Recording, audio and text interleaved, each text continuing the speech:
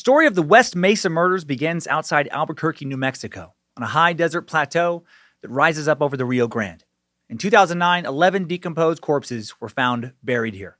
It took the Albuquerque police months to uncover all the bodies, which were scattered over a 92-acre swath of land owned by a home developer. All of them were women between the ages of 15 and 32, and most were Hispanic. Nearly all of them were sex workers. Police believe a serial killer is responsible for their deaths.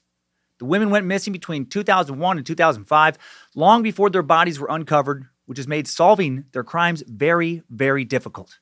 By the time investigators found their remains, all that remained of these women were their bones. Will the West Mesa Bone Collector ever be caught?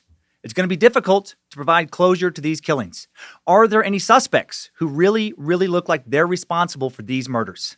Yes, there sure are.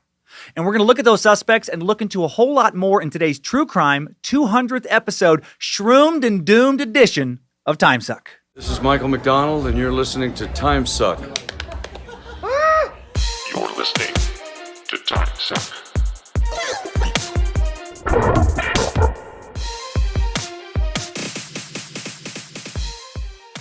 Happy Monday, Meatsacks. Welcome to the 200th Monday episode of Timesuck.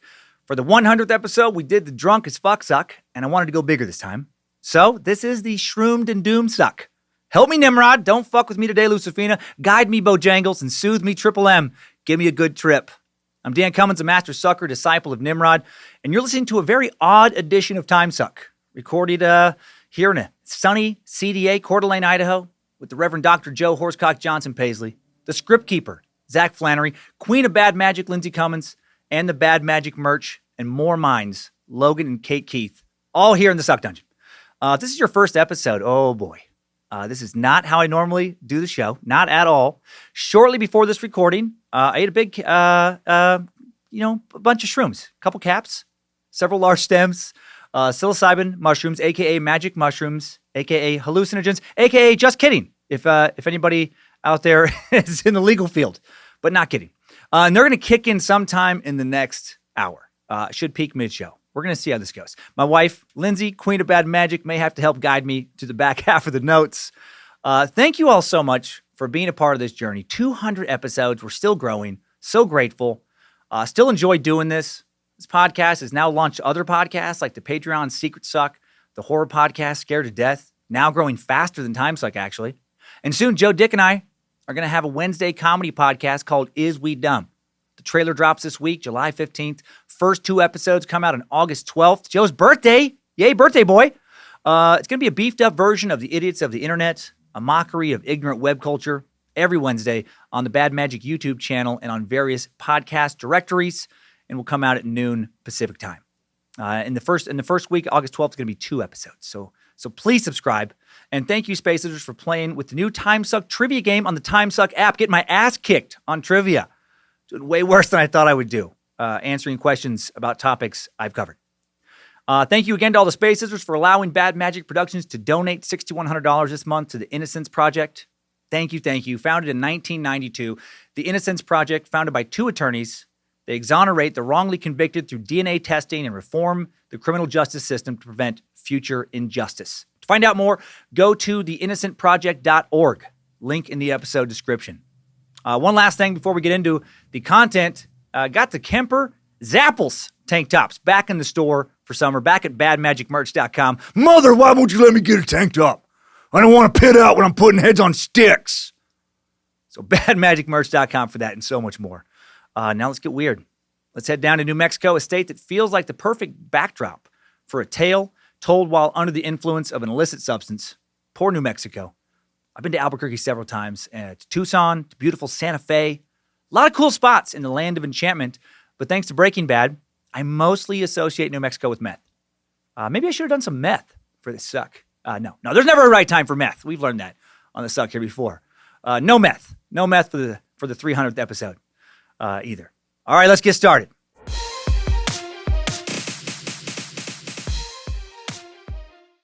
The Space Lizards chose this week's topic, multi-murder mystery.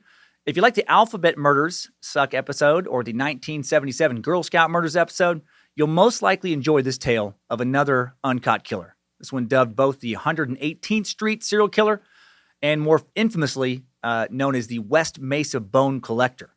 And the West Mesa Bone Collector sounds more like a paranormal monster than a serial killer. If I came across a trailer for a movie with that title, I am for sure watching. Sounds terrifying. Sounds like a creature you only see in nightmares, something that doesn't come out to play when the lights are on.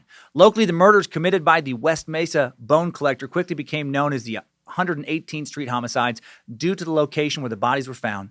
The murders also came to be known collectively as Albuquerque's crime of the century. Today, we'll look at just about everything there is to look at concerning these crimes. Unfortunately, there is not a ton of info out there about these murders, but there is more than enough to make for an interesting true crime episode. We'll start by looking at the crime scene, looking at the murders themselves, get to know some of the victims a little bit. Then we'll look into law enforcement's investigation into these murders, which will lead us into a little exploration of Albuquerque's criminal underbelly, which will then take us into some stats regarding violent crime rates for female victims in the U.S., especially those who are sex workers, followed by an examination of the main suspects in the West Mesa Bone Collector case. A few men in particular especially look like strong candidates for being the dirtbag responsible for these murders. If these murders are somehow solved, I will be shocked if one of these pieces of shit is not responsible. Finally, we'll wrap up by taking a peek at a few other serial killers who've also killed sex workers and may be out there on the loose. One actually recently not on the loose, so that's exciting. What we're not going to do today is definitively solve the case. Such a frustrating murder mystery, such a cold case. There was a great deal of urgency concerning discovering the identity of the killer or killers when the bodies were first discovered, February of 2009. Of course there was. But now, more than a decade later, who the killer is, or who the killers are, remains a mystery. So many dead bodies, so little evidence. There'll be no timeline today. It's not that clean of a story. So let's just start off and head to West Mesa, New Mexico, start telling this tale. The unincorporated area of West Mesa, not the West Mesa neighborhood inside of Albuquerque, but the actual West Mesa area outside the city, sits south of and just outside of Albuquerque on a high desert plateau rising up over the Rio Grande, one of the principal rivers of the southwestern United States, northern Mexico. Just a few decades ago, the landscape of West Mesa was one of tumbleweeds and sunburnt desert, competing for space with half-built subdivisions and trailer parks with names like Desert Spring Flower, Paradise Hills. Decades ago, West Mesa was almost nothing but desert, hardly populated western outskirt of Albuquerque. But in the 1980s, when Albuquerque began to really grow quickly, West Mesa saw significant growth as well. The population jumped from roughly 40,000 people back in 1980 to roughly 200,000 people today. The area's been populated for a long time, but was rural until fairly recently. The Tanoan and Carasan people settled in the area sometime in the 13th century. Today, a neighborhood in Albuquerque is named Tanoan East. Historic tribal pueblos and petroglyphs still surround the city. Before them, unknown nomadic peoples had lived in the area going back roughly 12,000 years. Then the Spanish founded the town known as Albuquerque in 1706. The name coming from the Latin words albus and quercus, means white oak. A still standing church is in town from that era, San Felipe de Neri. It was built in 1793. New Mexico became part of Mexico in 1821, then part of the United States in 1848. The railroad arrived in 1880, and yet still, as of 1900, the city had only roughly 8,000 people. Then the famous highway Route 66 made it to town in 1926, and dozens of motels and restaurants sprang up to serve thousands of new travelers moving into the city. By 1960, over 200,000 people lived in the area. By the time of today's murders, the Albuquerque area was one of the fastest growing metro areas in the U.S. As the city spread outward, its downtown died, like the downtowns of so many other U.S. cities had died, killed by suburban sprawl. Big box stores and shopping malls sprang up in the suburbs. Downtown businesses failed, were replaced by pawn shops, liquor stores, homelessness, prostitution, and crime. Out on the edges of the suburbs, tumbleweeds gave way to numerous housing projects that began to crop up in the 90s and early 2000s during a huge building boom all across America. Housing development started to pop up all over the place as the U.S. economy surged in the early 2000s. Then shit hit the fan in Albuquerque around 2007, maybe late 2006. The local real estate bubble started to stretch too thin. Home prices began to drop drastically when it popped. In 2008, when the national real estate market collapsed and things really popped, numerous housing developers in West Mesa put their plans on hold like many other developers across America. A wave of foreclosures followed. Now the suburbs that had killed downtown were pretty damn sick themselves. West Mesa suddenly on life support. Many West Mesa residents now lived in a new ghost town, of a neighborhood with only a handful of completed houses surrounded by plots of land next to them that either had unfinished structures on them or remained cleared for buildings that were not going to have anything built on them anytime soon. Many of those spaces still have nothing built on them. Life in Albuquerque and West Mesa became far from ideal. Still pretty rough.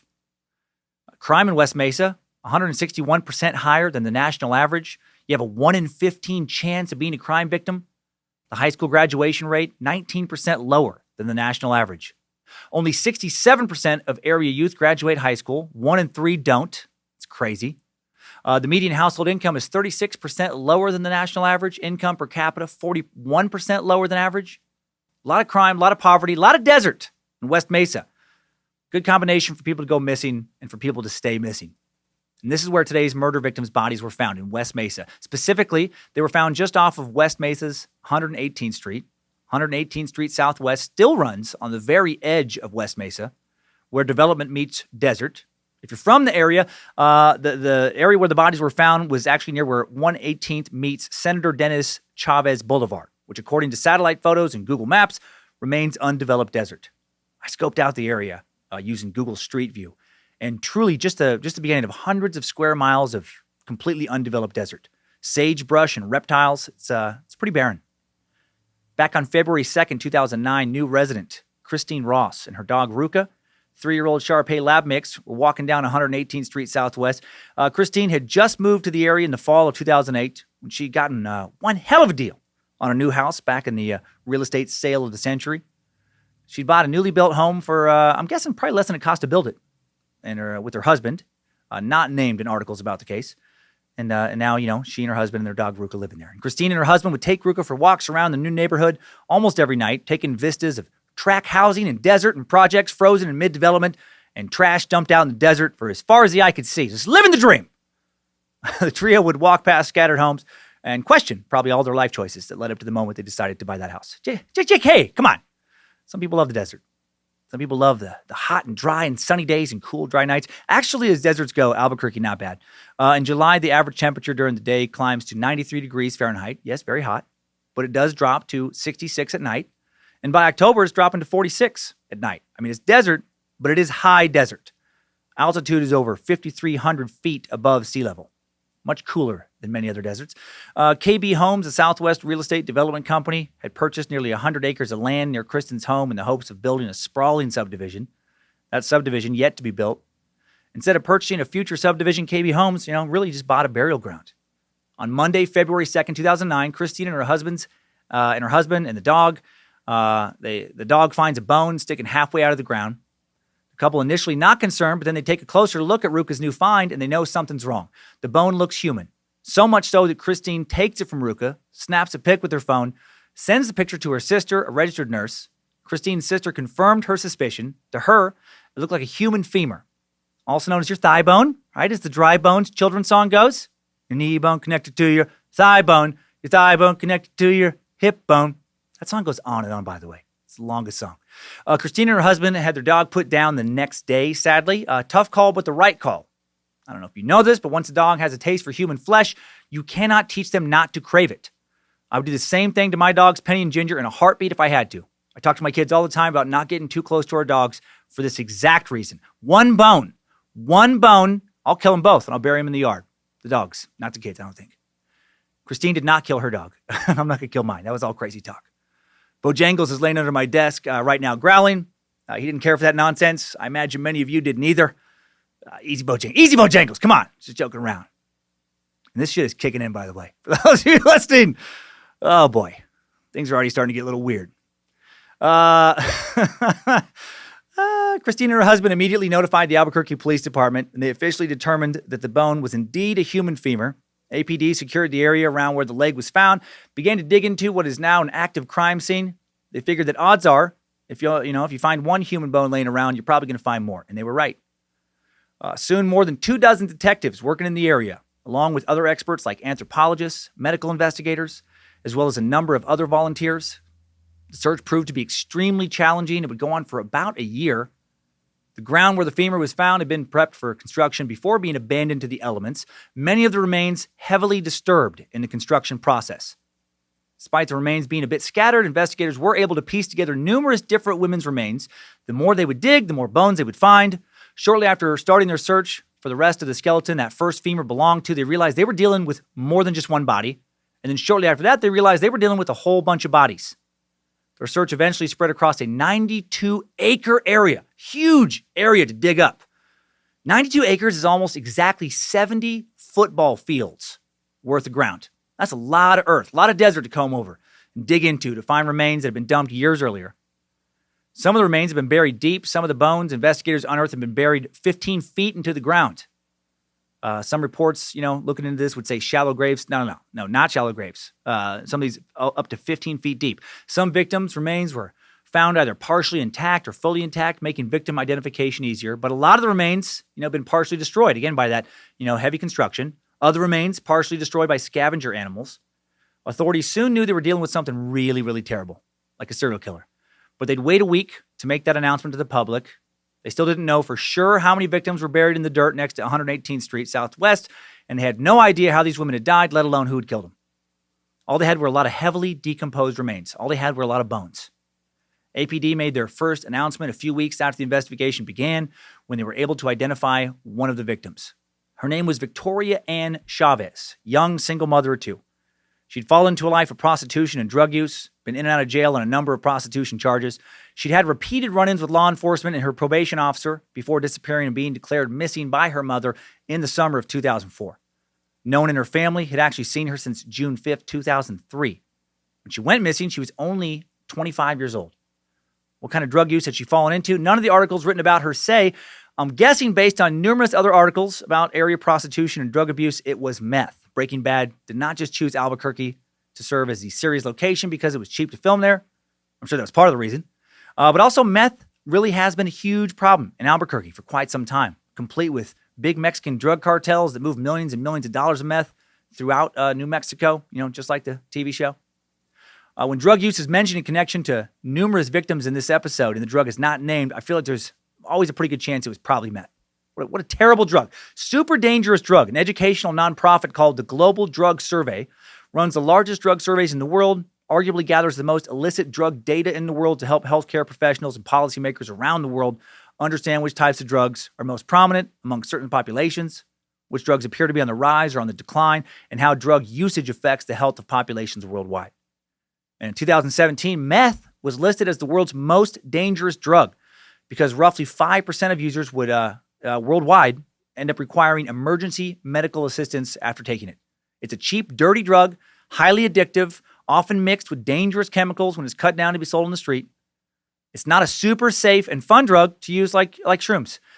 This same study said that everyone should use shrooms. It said that even babies can use them.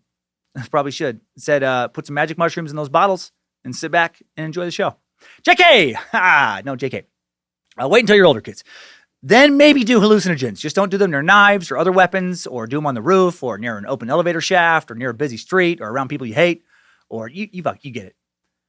Just like not every place is the safest place to get hammered. Not every place is the safest place to trip. PSA over. And I do want to say, by the way, because this is in my mind now, this was a Space Lizard chosen topic, so I didn't pick this topic to do shrooms to, because I realize I'm fighting these thoughts. It's like, it's fucked up. It's this dark story, but my mind's real happy right now. But I want you to know that my mind's not happy about the content. Back to the remains of the first victim. Victoria Ann Chavez's femur that Ruka the dog had found. It was her body that was the first to be excavated. She'd been buried just 18 inches under the dirt, and no clothing or any other personal items were found near her completely decomposed skeletal remains. So some shallow graves, some that weren't. Her dental records were the only thing that made it possible to identify her. No DNA evidence was found near the bones. Any blood or semen from a possible murderer that may have, one time been on or near her body, long gone by the time investigators dug into the dirt around her. No murder weapon, no clue of any kind found near her body. Her remains so badly decomposed, she'd been in the ground for 4 to 5 years. The cause and time of her death was impossible to determine. How she was killed, impossible to determine. On February 21st, 2009, police find the bodies of 2 more females. 2 days after that, a 4th woman is found. 4 bodies, and they're far from done digging. The remains of her unborn child, somewhere near the start of the 2nd trimester, also found along with the 4th victim. So an unborn 5th victim. The fetus's bones would be submitted to a medical examiner, and in the lengthy process, It would take several months to learn more. The fetus was found to be around 4 months along, the beginning of the second trimester. Speculated that the woman may have not even known she was pregnant. The pregnant woman also identified through dental records Gina Michelle Valdez. Yeah, there we go. Gina Michelle Valdez. Gina went by her middle name Michelle, was the oldest of 3 sisters. Born in 1982, seems as if she was a good kid who fell into the wrong crowd in a bad area. Relatives, former friends would say she came from a good home. She was loved by her parents, and then, like a lot of teenagers, she rebelled, and her rebellious phase just took her further and further away from the straight and narrow. She gave birth to her first child as a teenager, second just a couple years later. By the end of her teen years, she'd gotten wrapped up in Albuquerque's criminal underworld pretty well and had become a known prostitute and heavy drug user. Fucking meth! When her remains were identified, her mom had this to say of her daughter. She was a very fun, loving girl, always had a smile on her face, and she would just brighten up a room with her bubbly personality. Everybody has faults, and hers was drugs. But she was still a human being. She was a good big sister. She always looked out for her sisters. And she was a mom who cared about her kids' accomplishments. Drug addiction certainly wasn't the lifestyle she wanted. She wanted to help, but she didn't have money or insurance, so it was very hard for her to get help. In February 2005, she'd been reported missing by her father, Daniel Valdez. Why am I saying Valdez like the? I think that's a city or something. It's believed that she was killed around the same time as Victoria Chavez, sometime between 2004 and 2005. Her remains, again, so badly decomposed that an exact time of death simply just can't be given with any certainty. In a press conference held on February 25th, 2009, Albuquerque Police Chief Ray Schultz declared that the West Mesa crime scene was one of the largest crime scenes in Albuquerque history. It would later be declared as the largest crime scene in Albuquerque history. He also said at the press conference, "We have linked 2 of the victims with similar lifestyles now. That gives detectives a good place to start. This is where the real work begins. At some point in time, their lives crossed paths, whether it was with each other or some other individual who was involved in their deaths. While he never said they suspected a serial killer, it did seem like he was implying it." Later that month at another press conference, he'd say, "The remains are all old. They've been there a number of years. Had we been finding fresh bodies, I'd be much more concerned. Everybody can be reassured that there is not an active serial killer in Albuquerque actively killing and preying on people." An unknown but sizable number of people in the community, especially sex workers, did not respond well to that sentiment. They seemed dismissive. By this point, while only 2 women had been identified, the remains of 8 additional women's bodies had been found. Digging continued. Police knew that at least 10 women had their bodies dumped where the community of West Mesa met the open desert south of Albuquerque, just off of 118th Street Southwest. They might have been downplaying the possibility of an active serial killer, but they did know a serial killer was responsible for the bodies they'd found. They just didn't know if this person was active or not, because they hadn't found any fresh bodies. One detective, though, Ida Lopez, she'd been worrying about a local serial killer for years. She compiled a list of female workers, sex workers, and other local women who'd gone missing between 2001 and 2006. More on Detective Lopez in a bit. For now, just know that her list helped identify 2 more murdered women whose remains had just been uncovered. One of these women went by the name Cinnamon Elks. She was next to be identified. She was the oldest victim at 32 at the time of her disappearance. Her story is similar to the previous women. She'd fallen into similar pitfalls. She was a perfect child, according to her mom, Diana Wilhelm. But then during her teenage years, she started to experiment with drugs, and her life spiraled out of control. According to Diana, Cinnamon became addicted to alcohol and drugs, and soon had a rap sheet as long as her arm. She was arrested 19 times for prostitution and or solicitation. 14 convictions. Would be arrested 12 additional times for drug possession, resulting in another 5 convictions. To support her drug habit, Cinnamon stole checks, forged Diana's name on them. When that income stream was taken away from her, she turned to prostitution to earn money she needed for drugs. Because of her drug dependency, Cinnamon missed out on raising her 2 kids. Meth strikes again. Right after her final arrest in July of 2004, she disappeared. In August of that summer, her mom reported her missing after she neglected to call Diane on her birthday, as she'd done every year, no matter what was going on.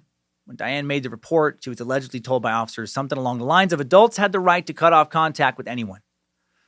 This would be a theme, according to many members of the victim's family, dismissal. Only the mass grave would bring real attention to these cases. Before you get too upset with Albuquerque police, we'll find out soon that they were underfunded, legitimately didn't have time to track down missing 32-year-olds. They were busy trying to solve numerous unsolved murders and other cases where they knew for sure that a crime had occurred. An investigation into Cinnamon's disappearance was officially started in December 2004. By that time, there were few, if any, leads to follow.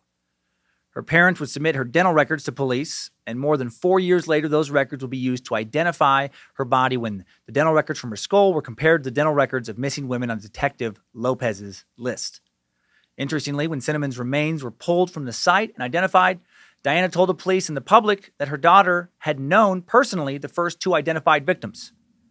While this was important information and it would be thoroughly investigated, it was also overshadowed publicly by yet another victim being identified around the same time. I'm going to talk about that victim now, and man, this stuff is kicking in hard. The screen has texture now. The walls have texture, so that's new. The 4th West Mesa Bone Collector victim to be identified was Julie Nieto, described as a very petite woman. Julie Nieto was always small for her age. So small that when she was a little kid, her mom said that Julie often sewed or altered her own clothes to make them fit. She grew up in Albuquerque, South Valley, and Los Lunas, and loved chili peppers and loved to jump rope. She later went into the Job Corps, helping to teach underprivileged young people different professions. She was a real good kid. Her mom, Eleanor Griego, said Nieto started doing drugs when she was around 19. She tried to get, her treatment, but Julie didn't want it. Fucking meth again, probably. Griego says that she last saw Nieto, then 23, in August of 2004 at Griego's dad's house. She left behind a young son, who Griego said she had doted over. She said she was a great mother. She wouldn't let that boy go for nothing. He cried and cried for her. 2 years after Nieto went missing, her sister Valerie Nieto was found dead in a motel. Man, his poor family. On Central Avenue after overdosing. Again, the drug not named. Her mom said she couldn't handle it. She was depressed all the time, crying all the time. Julie was the only sister she had.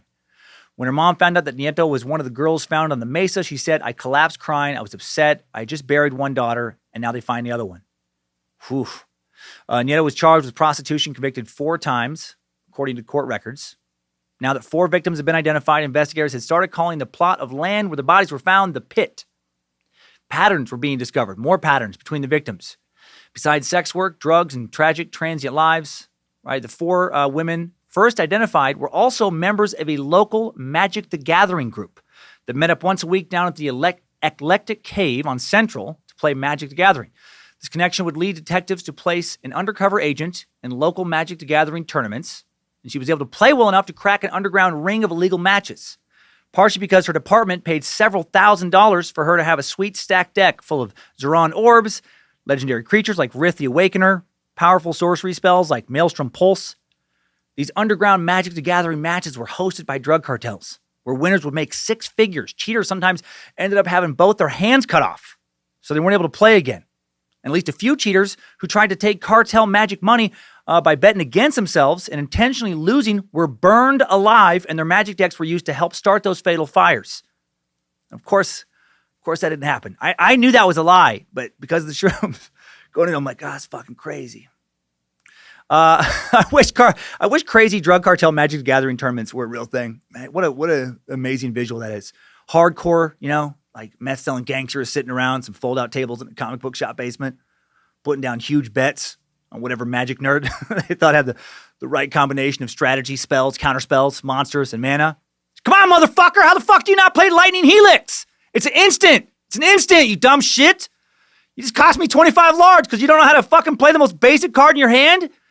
You don't play your psycho tag when you have 10 cards in your hand? Big Killer and J-Rock were right. You're a fool, Ned Jenkins. Sorry, I know that was so random, but I had to lighten things up for a second. The light's moving on me. There was a real connection between the first 4 victims. It was not Magic the Gathering. It was the fact that they'd all known each other. Detectives determined that they ran in the same social circles, and all 4 had also disappeared within the same 6-month period of time. Unfortunately, this connection did not lead to the murder. No one from the girls' conjoined social circle was ever looked at seriously as a suspect. Police still downplayed the serial killer elephant in the room at press conferences, presumably to quell public fear. Privately, again, they had to have known the serial killer was most likely the perpetrator of these murders. They continue to go through their case files of missing sex workers over the past decade and a half, hoping to identify more victims who are almost certainly murdered by the same person, or at least by the same group of people. It'd be incredibly rare for different sets of killers, 2 killers or more killers to leave bodies in the same dumping ground. There's a lot of desert around Albuquerque. The odds of different murderers working independently in that same area at the same time, killing victims who all engaged prostitution, victims who knew each other, and then dumping their bodies in the exact same spot, get the fuck out of here. Highly unlikely. Outside of a serial killer, investigators did also toy with the possibility that the women may have been dumped there by a local pimp, maybe by a gang. It might have been dumping bodies in West Mesa.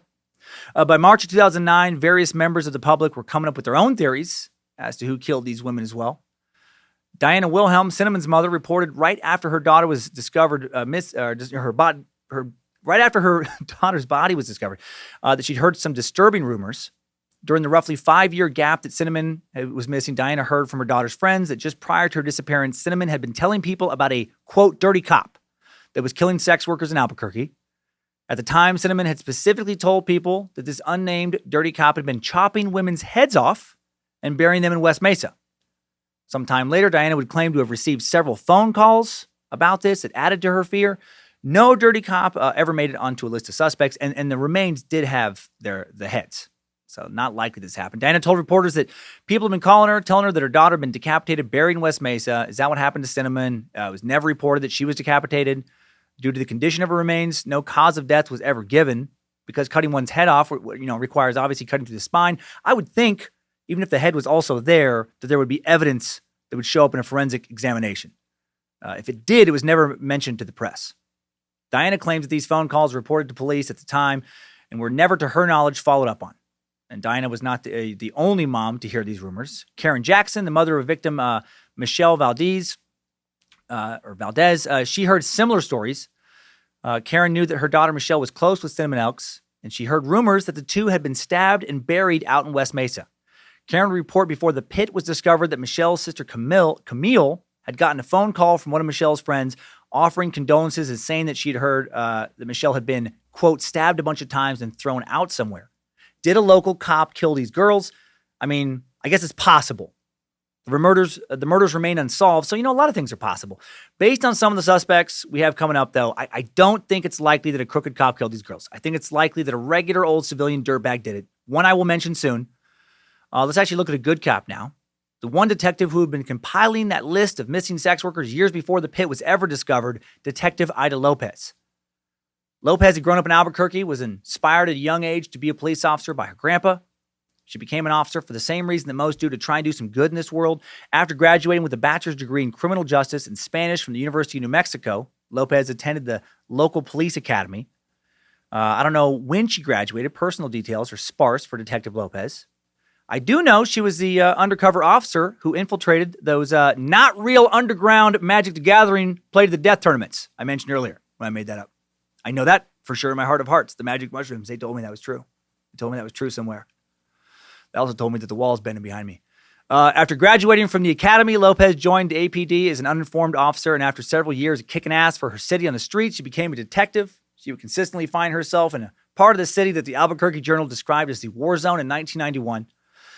In 2000, I wish you guys could see what I'm seeing right now. This is fucking crazy. It does not pertain to the story at all, and I know it's not going to matter, but, oh, man, I'm not looking at the same wall right now that I was looking at 15 minutes ago. 2009, the New York Times would call the area a neighborhood of housing projects, heroin and sex shops near the University of New Mexico.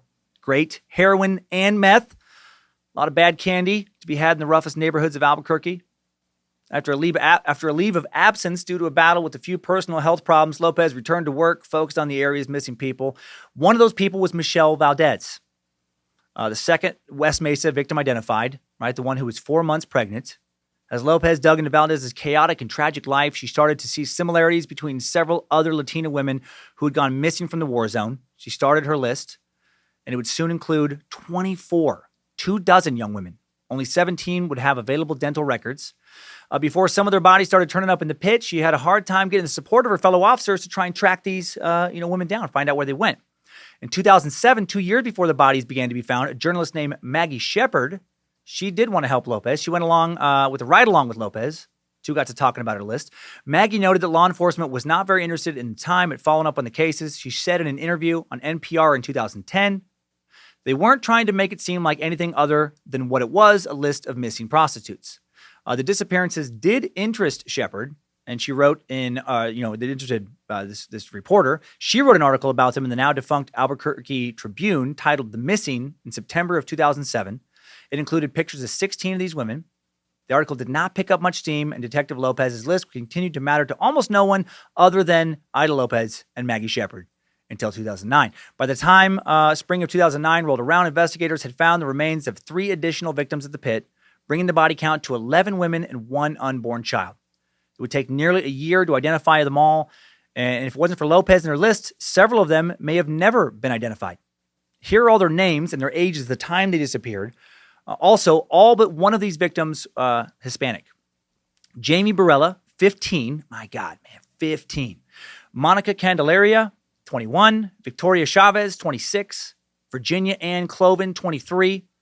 Sylvania Edwards, Solania Edwards, only 15 years old and the only African-American victim. Cinnamon Elks, 32. Doreen Marquez, 27. Julie Nieto, 23. Veronica Romero, 27. Evelyn Salazar, 23. And Michelle Valdez, 22. Now for a little bit about the victims you haven't already met. Jamie Barella, 15, last seen with her 23-year-old cousin, Evelyn Salazar, heading to a park at San Mateo in Gibson Southeast in April of 2004. That's fucking crazy. San Mateo in 2004. I worked at a now long-closed comedy club in Albuquerque. It was located on San Mateo in 2004, called Laughs, very original name, I know, right down the street from this park. Weird to me to think about that there's a small chance I could have seen, one of these 2 women or both. I was at least in their town around the time they disappeared and not far from where they were last seen. Neither woman ever seen again until their bones turned up in the mass grave site on West Mesa, at West Mesa in 2009, man. Jamie, the final skeleton to be identified almost a year after the first bone was found. Unlike the other West Mesa victims, Barella had no known prostitution or drug arrests. Her cousin Evelyn liked camping and outdoor activities, was a good cook, taught her daughter how to roller skate, according to her obituary. She'd been convicted of prostitution only once, according to court records. Another woman whose bones were found in the pit, 21-year-old Monica Candelaria. Sheriff's deputies investigating the disappearance of Monica in 2003 heard from her friends that she'd been killed and buried on the mesa. Turns out those friends were right. When she never showed up, detective turned it over to Bernalillo County Sheriff's Office, their cold case unit. The case stayed cold until she was identified as one of the women found on the mesa in 2009. She was last seen near Atrisco and Central in southwest Albuquerque. Deputies said she lived a high-risk lifestyle, may have had gang ties, convicted of prostitution once, according to court records. Her obituary highlights a happier side, saying, Monica enjoyed laughing, joking, taking care of babies, and spending time with her family. She will be remembered as a loving daughter, mother, granddaughter, niece, cousin, and friend who will be truly missed. Next is 23-year-old Virginia Cloven. She grew up in a small trailer heated by a wood-burning stove in Los Chavez. She was funny, loved doing her makeup, was a favorite in school. Her dad, Robert Cloven, said in a 2015 interview, she was a really humorous girl. She would take everything in stride. She would try to lie to you. Then she would come in and tell you the truth, always 2 minutes later. Her teachers always wanted to adopt her. Another good kid, man. All this shit's so sad. And then tragedy struck her family, and she said suddenly, she said goodbye to her high school, said hello to try to make it on her own. Her brother was shot, killed in a homicide that would later be ruled self-defense. When this happens, Virginia runs away from home, and then she's only 17 years old. A brother of hers runs away as well. Her dad said that they couldn't stand it anymore. For a little while, she lived with her grandpa in Albuquerque, but then she went to live with a boyfriend, and then more tragedy struck. Man, some people the blows they're dealt. The boyfriend she goes to live with gets hit by a car. He goes into a coma, and then while he's in a coma, she has no place to live. And I guess she doesn't want to go back home. She ends up living on the streets of Albuquerque's International District. A year or so later, Virginia calls her dad to ask what he wants for his birthday. He asks her to clear up her citations, and then they're supposed to meet in Albuquerque. And he said, we went to go meet on her birthday after court. She said, come to Grandpa's, but she wasn't there. After that, she just vanished. Man, what a fucking nightmare for any parent. Robert Cloven and his wife searched high and low for their daughter. They taped pictures of her on the cab of their truck, drove through the seedier parts of the city. They last heard from her in June 2004. She called to say she had a new boyfriend who had just gotten out of prison, and then she was probably going to marry him. Robert Cloven said in 2009, we said we'd like to meet him, but then we never heard from her again. After that, everything just went dead. Then Robert Cloven reported his daughter missing 4 months later in October 2004, only 23. He hadn't heard from her, in years. And then Robert Cloven said he never expected detectives to show up at his door, tell him that his daughter was dead. He said, "We just couldn't believe it. We were hoping it was a mistake. In the back of our minds, we still thought she might be out there." Now, years later, his daughter's death still haunts him. He says he doesn't celebrate holidays anymore. He says he sleeps in the living room instead of the bedroom, where his kids, I guess, would have been. This poor bastard. He said, when you lose a kid, it's the hardest thing in the world, I think. I've lost other family members, but when it's your daughter or son, it hurts worse. Fuck. Solania Edwards stands apart from the other West Mesa victims. She had no known friends or family, was a runaway from a foster care situation in Lawton, Oklahoma. One of the youngest victims, not counting the unborn baby, of course, just 15 years old, just like Jamie Barella. And as I said earlier, the only African-American victim. She never knew her father, last saw her mom when she was only 5. Police think she might have been a quote-unquote circuit girl, meaning she was traveling alone along the I-40 corridor as a prostitute. Man, what a fucking tragic start to her life. Dad never around. Mom's gone at 5, working as a interstate prostitute by the age of 15, and then a murder victim before she turned 16. Just so much sadness. Feeling very lucky right now. Early in the investigation, a tipster told investigators that Edwards was seen in Denver in the spring and summer of 2004. The tipster said she had been in a motel on East Colfax Street in Denver. The then APD spokeswoman, Nadine Hamby, said in 2009 they were high prostitution areas. Police believed that she may have been traveling in a group. Hamby said, "We've received information that Solania was associated with 3 other females. They may have gone by the aliases Chocolate or Mimi, or that she may have gone by those aliases." Early on, investigators hoped Edwards' background, because it was different from the other victims, might provide details that could lead to a crack in the case. Did not. Police released photographs of her fingernail, which had a distinct painting design on it, to media outlets in both Albuquerque and Denver in hopes that someone who painted the nail might come forward. That just didn't happen. Or if it did happen, the investigators never shared that with the press. Doreen Marquez, 27, another victim. She loved jewelry, fashionable clothes, had a huge personality according to her friends and family. She always did her hair, always did her nails, always looked beautiful. Her friend Frederica Garcia would say later. The girl was gorgeous. She was not the one to say, I'm gonna pull my hair back today. I don't care how I look. She went to West Mesa High School, where she was a cheerleader. Later had 2 daughters who she was totally devoted to, throwing extravagant birthday parties for them. But then as the girls got older, Marquez's boyfriend, he became incarcerated. After that, she's now raising the girls alone, and then she turns to drugs. She starts spending less and less time with her daughters, starts leaving them with her sister, other family members.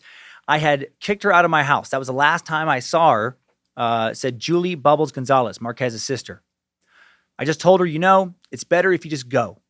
Whenever you feel like you're not going to use, or you just want, somewhere to come and eat, shower, whatever, my door's open. But then she never came back.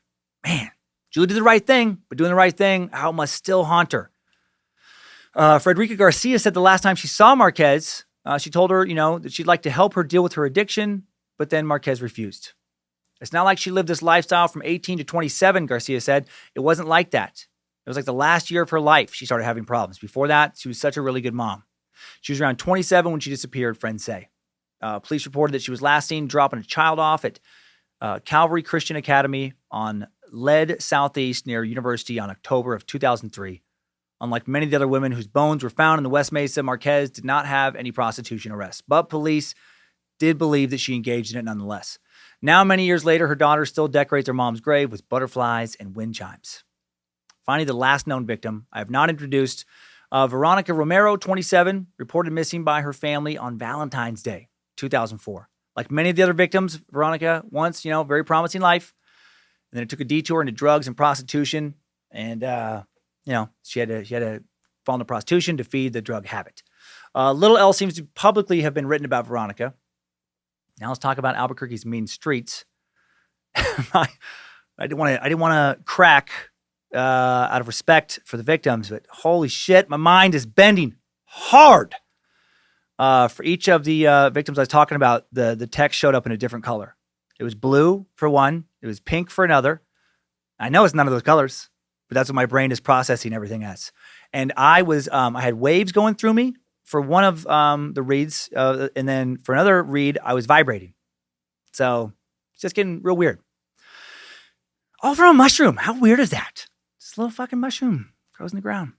Once all these women were identified roughly a year after the first femur was found, police promised the families of the victims that solving the murders would be a top priority.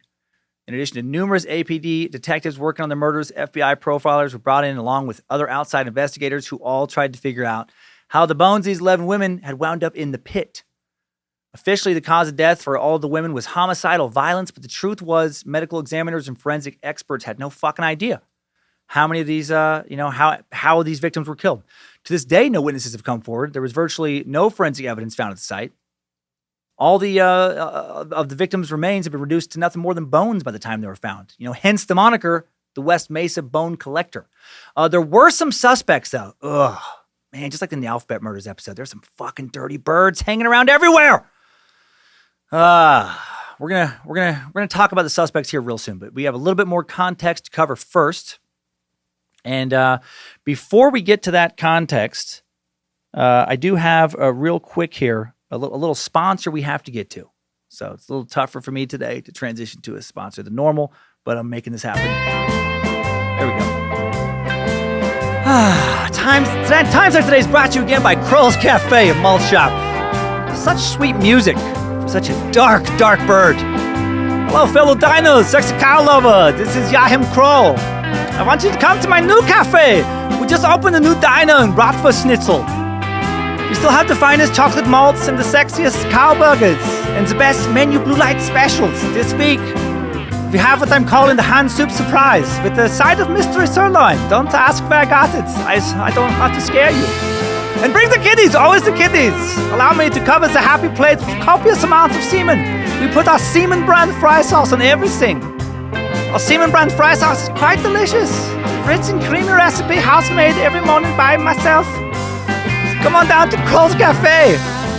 It's always mostly beef, I promise. That was so surreal right now. And of course, that sponsor is not real. I mean, in my imagination it is, but you can't go there. I wish you could. All right, back to this investigation. The investigation into the murders revealed a dark side of Albuquerque, a southwestern city of over 500,000 people, almost 1 million in the metro area, where at the time of the murders, the rate of violent crime was still more than double. Right? Still was more than double the national average. Albuquerque still incredibly violent. As of 2019, Albuquerque's crime rate 3.7 times the national average. It was declared one of the 7 most violent cities in the U.S. by Attorney General William Barr. Albuquerque is and was a city full of victims, a city where sex workers, members of one of society's most vulnerable populations, disappearing all too often. Many in the Albuquerque community criticized the APD for the way they handled the case, especially initially, as it seemed like they downplayed the situation as, quote, just some missing hookers. But is that true? Albuquerque police, of course, denied this sentiment. I mean, how could they not, even if it was true, especially if it was true? There's no way in hell they're going to state that at a press conference. It's never going to be a police chief being like, did we take the disappearances seriously? No, of course not. No, we take disappearances seriously when real people who matter disappear. Only thing that made me and the boys sad about not finding those missing sex workers was knowing that, we were missing out on some free handies when we rounded them up.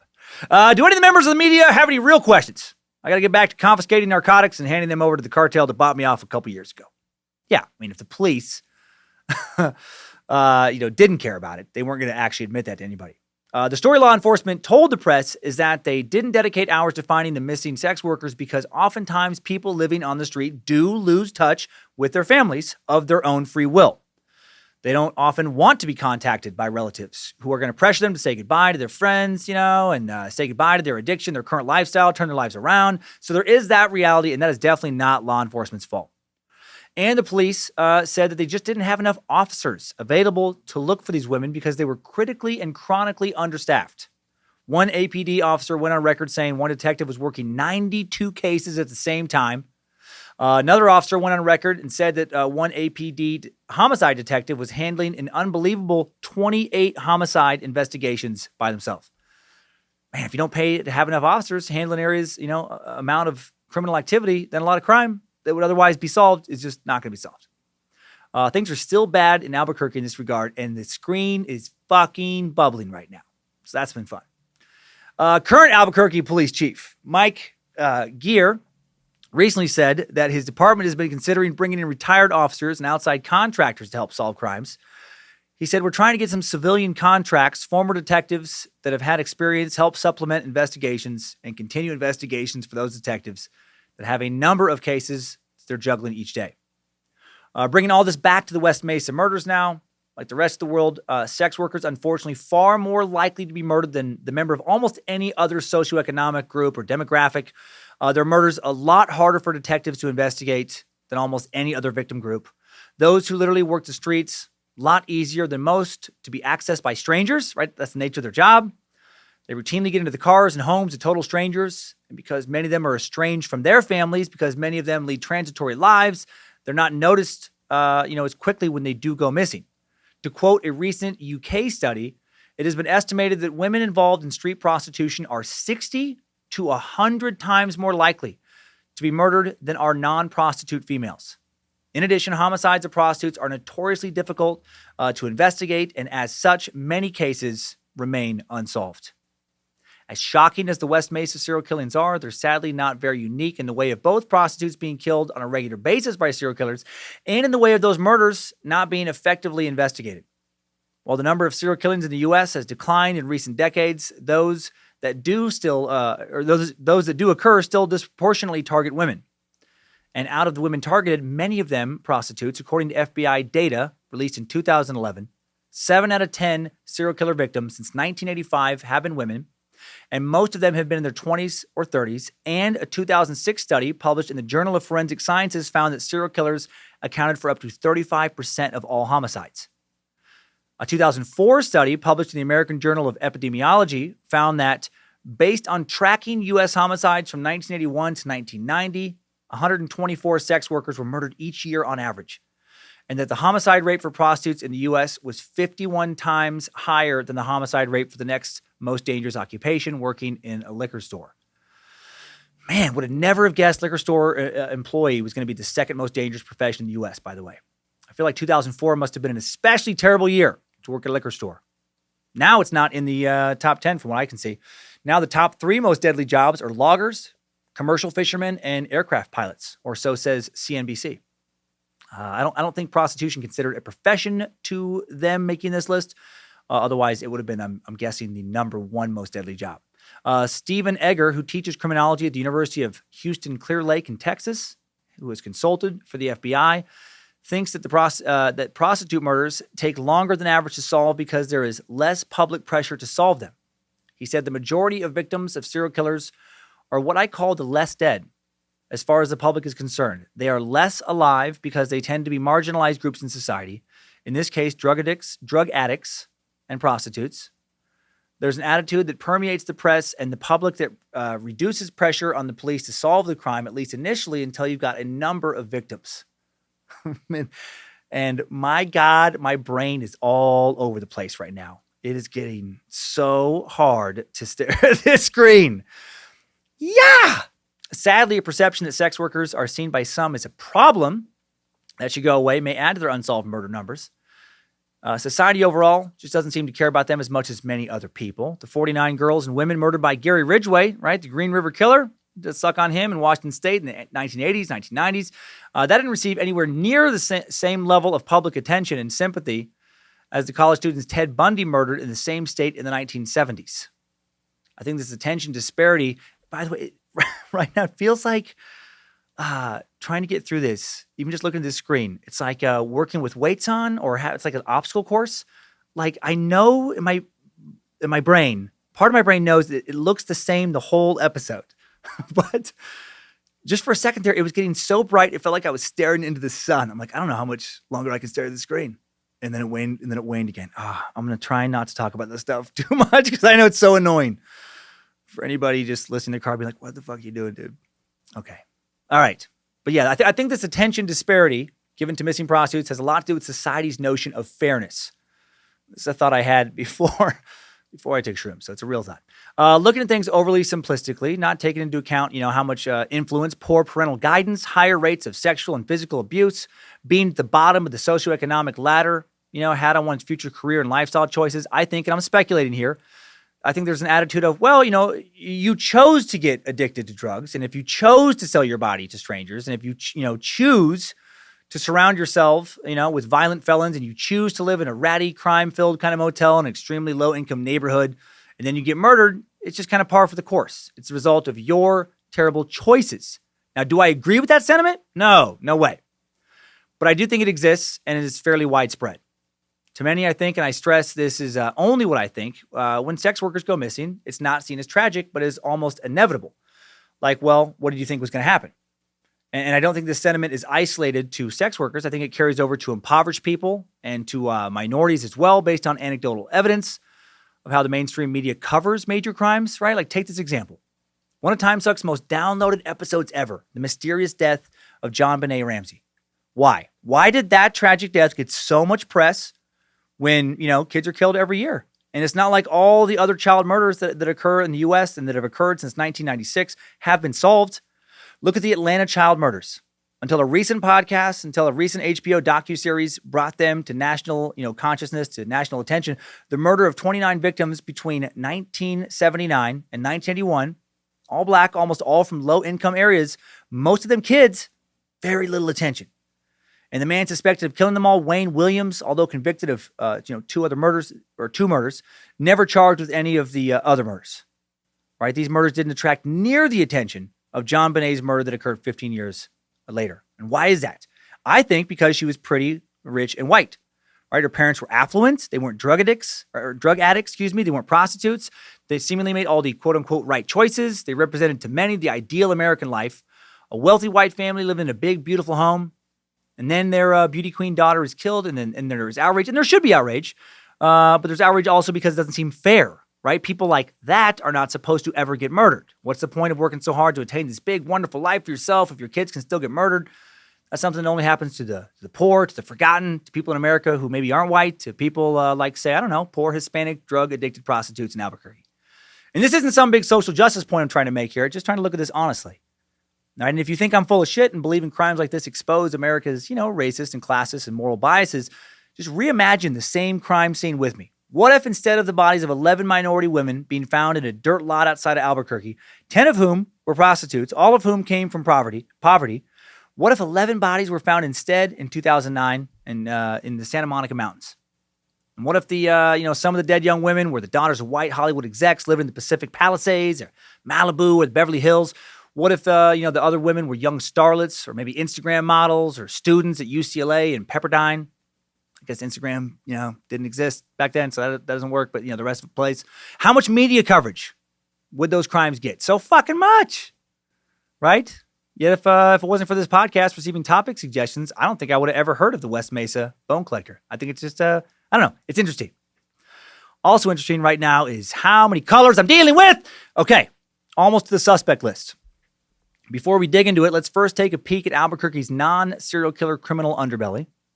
And what kind of environment was this serial killer operating? The state of New Mexico had the nation's second highest violent crime rate and its highest property crime rate in 2018. As you mentioned earlier, a big chunk of that coming from Albuquerque. Wasn't much better 15 years before that. In the heart of these crimes, right, the violent crime rate in New Mexico's largest city in 2003 was around 947 crimes per 100,000 in the population. The national average about half that at 475. The murder rate in 2003 was around 11 per 100,000. Twice the national rate. Behind these crime stats, criminal underworld dominated by gangs. According to APD, as many as 246 active gangs in Albuquerque and a total of 7,700 documented gang members. Of the nearly 250 gangs in the APD registry, local authorities say the vast majority are small, unorganized, will likely not exist within a few years. But there were some major players as well. The Los Padillas gang, which run crimes in the far South Valley of Albuquerque, has been around since the 1960s. The organization is allegedly controlled by Jerry Padilla Sr., who just got back out of prison. Jerry and his sons, nephews, and cousins make up the group's top leadership. Jerry supposedly maintains a good relationship with several local politicians. Good enough of a relationship to cover up some murders? I don't know, maybe. Pure speculation, but maybe. Despite numerous undercover operations by city and county narcotics police as well as the DEA, the Los Padillas gang has proved impossible to take down. And they control a significant amount of Albuquerque's drug and prostitution trade. There's also the West Side, East Side, South Side, North Side, 18th Street Bloods and Crips, several other sizable gangs. Members of these gangs tend to be much younger, more reckless, less organized than members of older gangs like the Los Padillas gang, more violent. There's also a small number of so-called motorcycle gangs, which typically are run by more like illegal businesses, complete with elaborate divisions of labor. Did members of any of these gangs kill the women found in West Mesa? It's possible. Again, like a lot of stuff is possible. Other area sex workers have been killed in the past by local gang members, or at least law enforcement believe they've been killed by local gang members or local gangs. It's orders of local gangs. One Albuquerque journalist wrote back in 2009 that members of one of Albuquerque's ubiquitous gangs use prostitutes as mules for smuggling drugs and then kill them so they can't testify against the smugglers. Man, what a life. 2013, the National Gang Intelligence Center identified at least 30 Albuquerque area gangs that were involved in either prostitution or human trafficking or both. So now we have a little idea of what life could be like, if you ended up in Albuquerque's criminal underbelly, rough and unforgiving. Now let's meet the suspects. By April 25th of 2009, the police ended their excavation of the pit. On the same day, the case was featured on America's Most Wanted, exposed, to its massive audience. Unfortunately, no credible leads, no information came from this exposure. Officials continue to downplay the serial killer element to the case. The APD, along with other federal officials, put together a $50,000 reward for information on the case. The reward would double by 2010, never lead to any arrests. The FBI took on more of a supervisory role in the summer of 2009, assembled a task force of around 40 officers to do interviews in not only New Mexico, but in neighboring states like Arizona and Texas. This investigation led to the North Side Strangler being a suspect at one point. This is a Milwaukee-based serial killer. This Wisconsin serial killer, Walter E. Ellis, raped and strangled at least 7 women in Milwaukee between 1986 and 2007, but he didn't kill any women in New Mexico. Also, all of his known victims were African-American, not Hispanic. Walter E. Ellis is the only known serial killer to be taken somewhat seriously as a suspect in the West Mesa murders. One suspect who was taken seriously for a while. Well, actually, that's not true. There was a more minor. Well, I shouldn't say minor. Less prolific serial killer also considered as a suspect. One suspect who was taken seriously for a while was a local dirtbag named Fred Reynolds. Fred Reynolds, an Albuquerque native who had spent time in California's Bay Area, died of natural causes the month before the bodies were found, January of 2009. He was a veteran of the local New Mexico sex trade. He worked in Albuquerque as a pimp in the city for years. He owned and operated a company called Have Mercy Escorts. In the last years of his life, had several run-ins with the APD for prostitution-related offenses, arrested in both 1998 and 2001. He knew several of the murdered women found in the pit, even had nude photos of one of them. It seems that this pic was a promotional photo he'd used to market the woman online with. The police said that they found other photos of missing sex workers in his house, never released their identities. The APD would also learn that just months before his death, October of 2008, Reynolds had made inquiries into these missing women, even trying to track them down through friends and family. One friend of a West Mesa victim named Doreen Marquez said this in an interview. He told me he was a former heroin addict himself, and this was the reason he wanted to help the women that worked for him. He wanted them to have a good life. So is it possible that a former pimp was trying to make things right towards the end of his life? I mean, yeah, maybe. It seemed that way to a few of the victims' families. He was quickly cleared as a suspect. Soon after he was cleared, another suspect was linked to the crimes via tire tracks discovered multiple times on satellite images that seemed to lead towards his mobile home less than 2 miles from the pit. The owner of the home was a huge piece of shit named Lorenzo Montoya. Man, this dude for sure could be the West Mesa Bone Collector. Montoya lived alone, was no stranger to the police. In December of 2006, a local prostitute named Sharika Hill was in regular contact with Lorenzo online. She arranged to meet with him at his trailer on December 17th. She was driven to Montoya's mobile home by her boyfriend and also pimp Frederick Williams. He parked down the street, waited for her to do her thing. After an hour passed, Frederick made his way to Montoya's to see what was going on. I mean, what the fuck, by the way? How weird to be your girlfriend's pimp. I mean, weird to be a pimp. Just weird to be a professional exploiter of women. Not good. Extra weird, I think, to pimp the woman you're dating. Like, how did she introduce him to people? This is Fred. No, Fred is heavily involved with my pussy. Not only does he sometimes please it, he also literally sells it. I mean, I don't know. It's fucking so crazy. When Williams returned to pick Sharika up at the end of the hour, Frederick said he found his girlfriend dead at the hands of Montoya. Apparently, after sex with Hill, Montoya strangled her, wrapped her in tape, blankets, and a cord, started to dispose of her remains. I mean, what the fuck? He did this with her pimp right down the street. Who was this maniac? Williams allegedly arrived just the moment that Montoya was carrying Hill's limp body to the trunk of his car. And when Williams confronted Montoya, Montoya started to make a move towards him, and Williams shot and killed him. And a longtime friend of the show and former pimp, Chicken Joe, strongly approves of this shooting. Bye, playboy, bye. Chicken Joe know for sure that street pimping is a dangerous gig and got to go. But I just want to pop in and let you know that at least Fred didn't let it slide that his girl was dead and go that low. Don't make Fred some saint. I think we all know that he ain't. But at least he didn't run, didn't pull a Keith Van Horn, go soft in the paint. Fred might have kept a lot more girls out of the pit when he pulled that trigger, emptied that clip. Not many pimps can say that they save girls' lives. That about as rare as never getting cut when all you do is play with knives. Just want to give a dirtbag some credit when credit is due. He might not have been good, but maybe not bad through and through. Gonna promise to protect some girls, you better follow through and slay those who need slaying. You feel me? You dig? You hear what I'm saying? I do, Chicken Joe. That was Chicken Joe's way of saying that he approved of Fred Williams killing Lorenzo Montoya.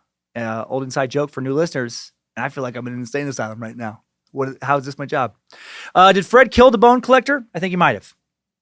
The shooting would be ruled self-defense, and police immediately suspected this was not Montoya's first murder, since he seemed pretty methodical about the killing.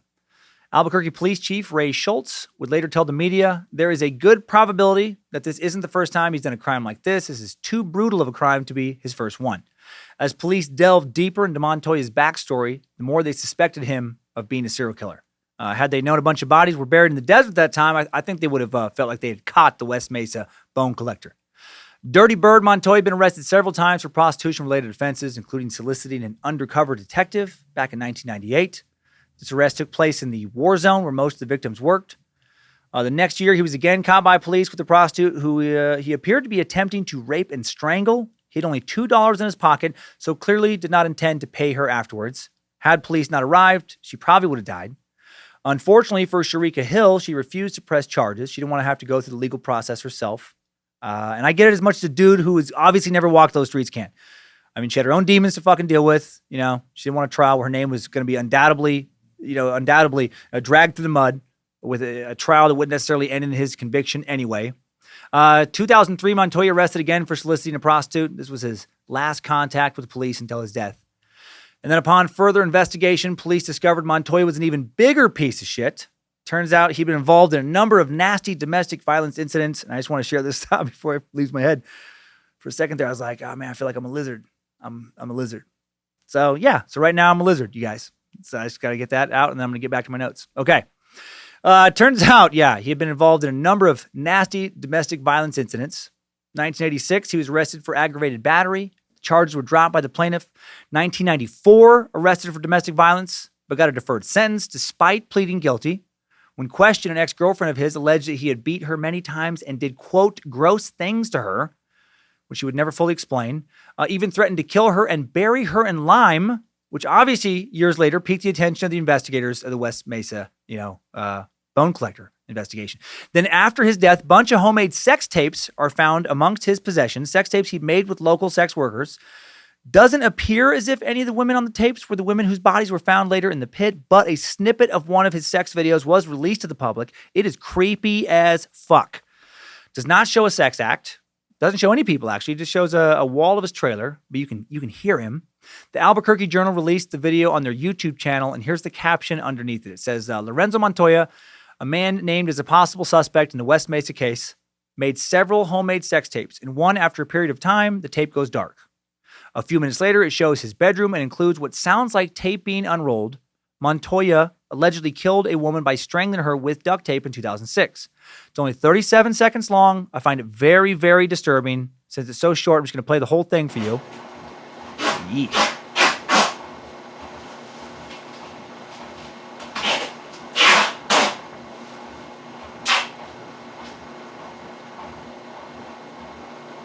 I mean, it sounds like he's unrolling a roll of duct tape.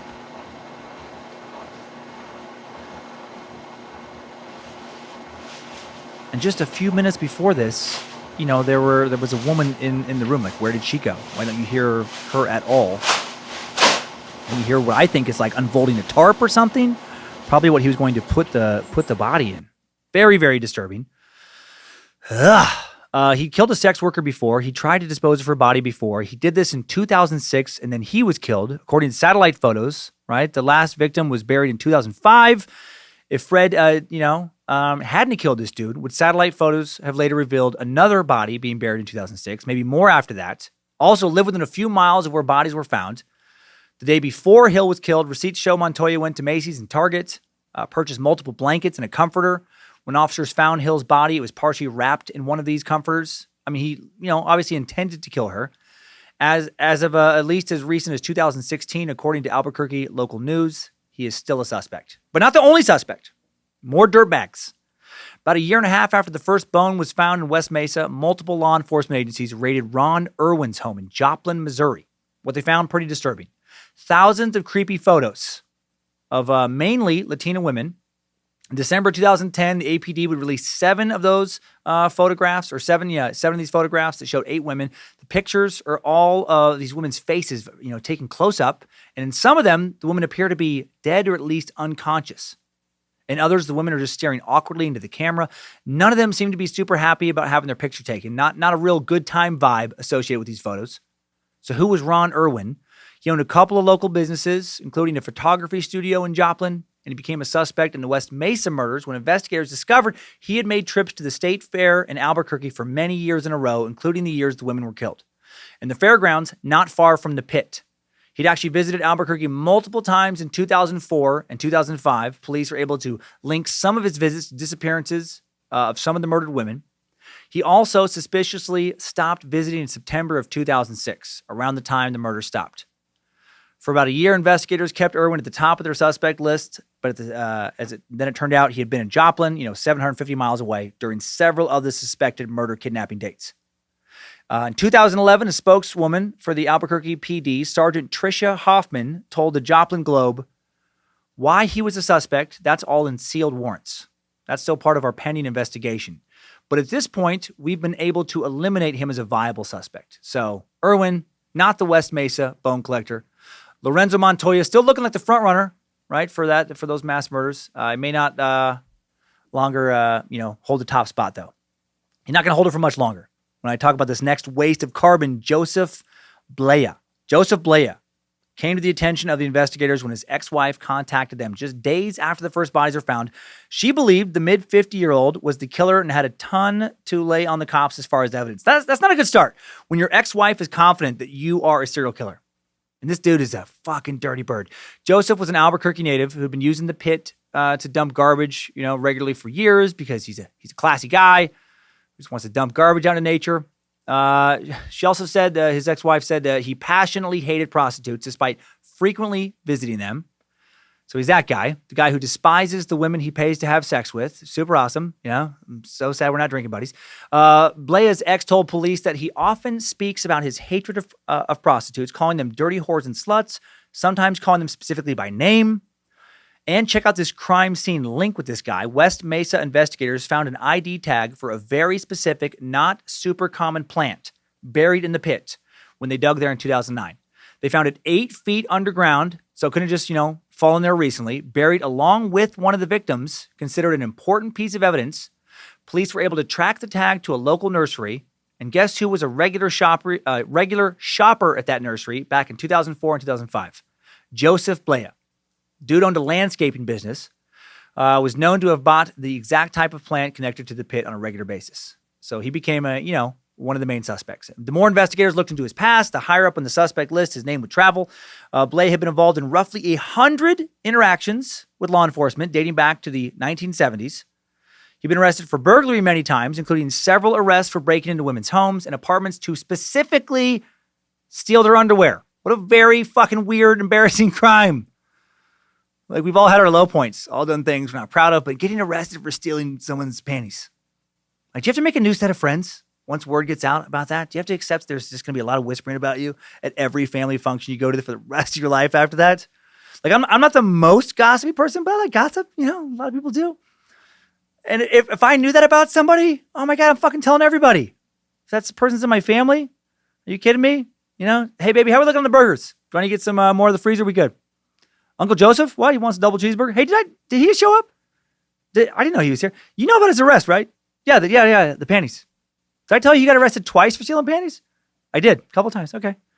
Hey, can you send Paul over here? I don't think he knows about this story. And baby, can you go in the bedroom and just do me a favor? Just count how many panties you have exactly in the drawer right now. I'll count them again after he leaves. This piece of shit sentenced to probation. He continues his pervy behavior. He'd be arrested for exposing himself to a variety of women just a few years later. He'd go to prison for a couple years over these incidents. Dude, 2 years actually. 2 years actually in prison for flashing his dick in public.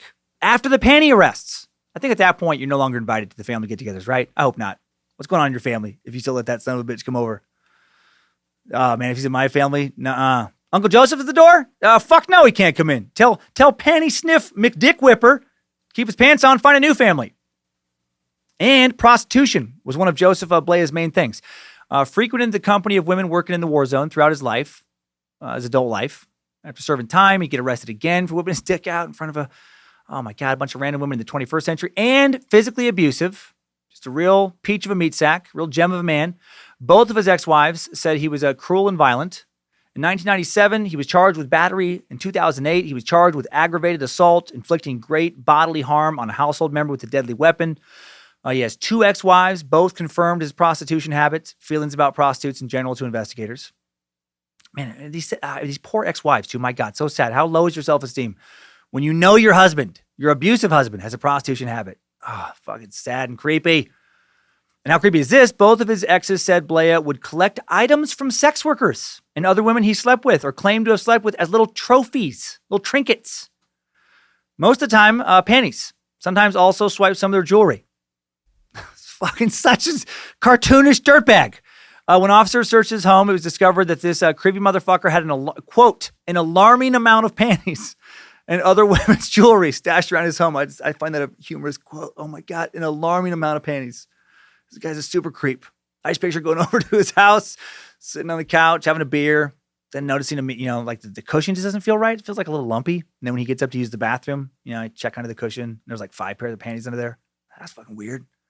Put the cushion back. Blea comes back, you're talking, you just look past Blea, and there's a few more pairs of panties up on top of the fridge. You start thinking, who has this many pairs of panties laying around? You got to set your beer down on a coffee table, almost spill it because you set it down on an earring and another pair of panties. You go use the bathroom, see a couple more pairs of panties behind the toilet, a couple necklaces, bracelet on the bathroom counter next to the sink. After washing your hands, you go to dry your hands. You think you're using a towel at first, and he's like, that's another fucking pair of panties! God damn you! Panty Sniff McDick Whipper, and your crazy amounts of panties. So clearly it looks like Blea could be the guy.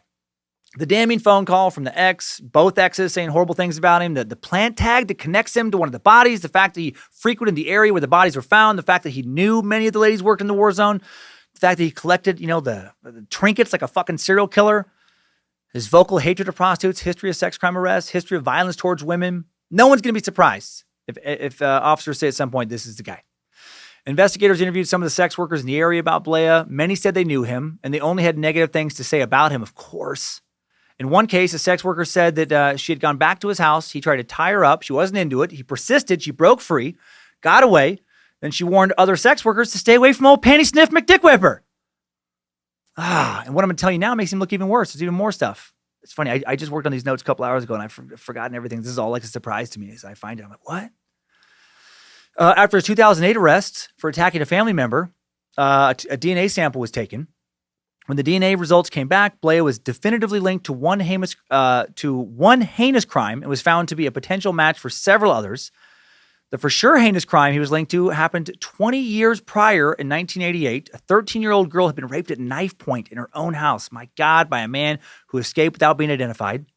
She would be the first of many to later identify Panty Sniff McDick Whipper, right? That was the perpetrator.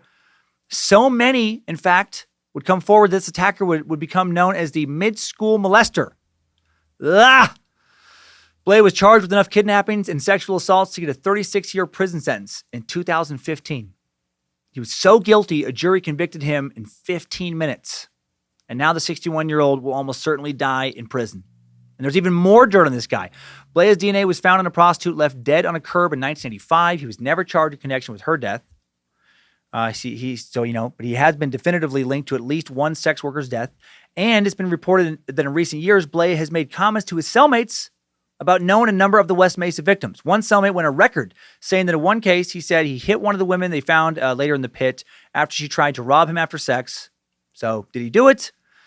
So far, my money is actually still on Lorenzo Montoya, but just barely.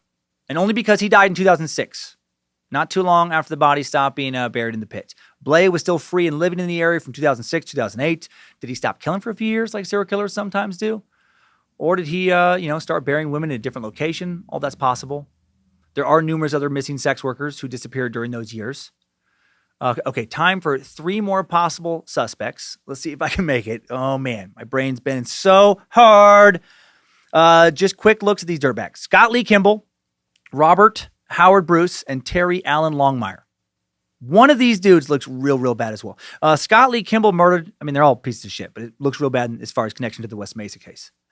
Scott Lee Kimball murdered at least 4 people between January 2003, August 2004 in Colorado and Utah. While he's being tried for those crimes he pled guilty to, it was revealed that he'd been operating as an FBI informant at the time. Whoops. This became a bit of a scandal. The fact that the FBI had technically employed a serial killer. He'd been hired to help bust a huge meth ring. There we go, meth again. He reportedly admitted to a family member that he was a suspect in the West Mesa murders in 2010, that he had been in the area at that time, that he was involved in a number of illegal things in New Mexico around the time of the murders. At one point, he even admitted to dozens of other murders, but then later denied it. 3 of the victims he killed were young women. None of them were prostitutes, though. A search of Kimball's computer after his arrest turned up hundreds of photos depicting violent rape pornography. The images were of women who were tied up, were in the process of being bound, gagged, assaulted with a variety of weapons. Although most of the images had been downloaded from the internet, some were not, including images of Leanne Emery, a 24-year-old woman who was one of his victims. Thought that he kidnapped her when she was on a spelunking vacation. Spelunking, that is not a word you come across very often. She liked to explore caves, often doing it on her own. And the last time anyone saw her alive other than Kimball was when she checked out of a hotel in Colorado. Kimball, clearly a piece of shit. Don't think he is the West Mesa Bone Collector, though. Another known sex offender linked to the Bone Collector case, at least for a little while, was Robert Howard Bruce, a.k.a. the Ether Man. That's a creepy nickname. Something you probably won't, don't want to add to your dating profile. Don't want to introduce yourself to other people with that. Hey, name's Bob, but most people call me the Ether Man. This is my brother, Rapey McGee. Bob confessed to dozens of sexual assaults that spanned numerous states, including New Mexico, between 1985 and 2007. This piece of shit would break into women's homes, use chloroform to disable them, handcuff them before raping them. He'd be sentenced to 200 years in prison. Good. He's believed to have been in Albuquerque around the time of the murders, but like the rest of these dirtbags, not charged. Terry Allen Longmire is the only other highly suspicious suspect I came across who incredibly never charged with anything, despite seeming to have obviously done a lot of horrible shit.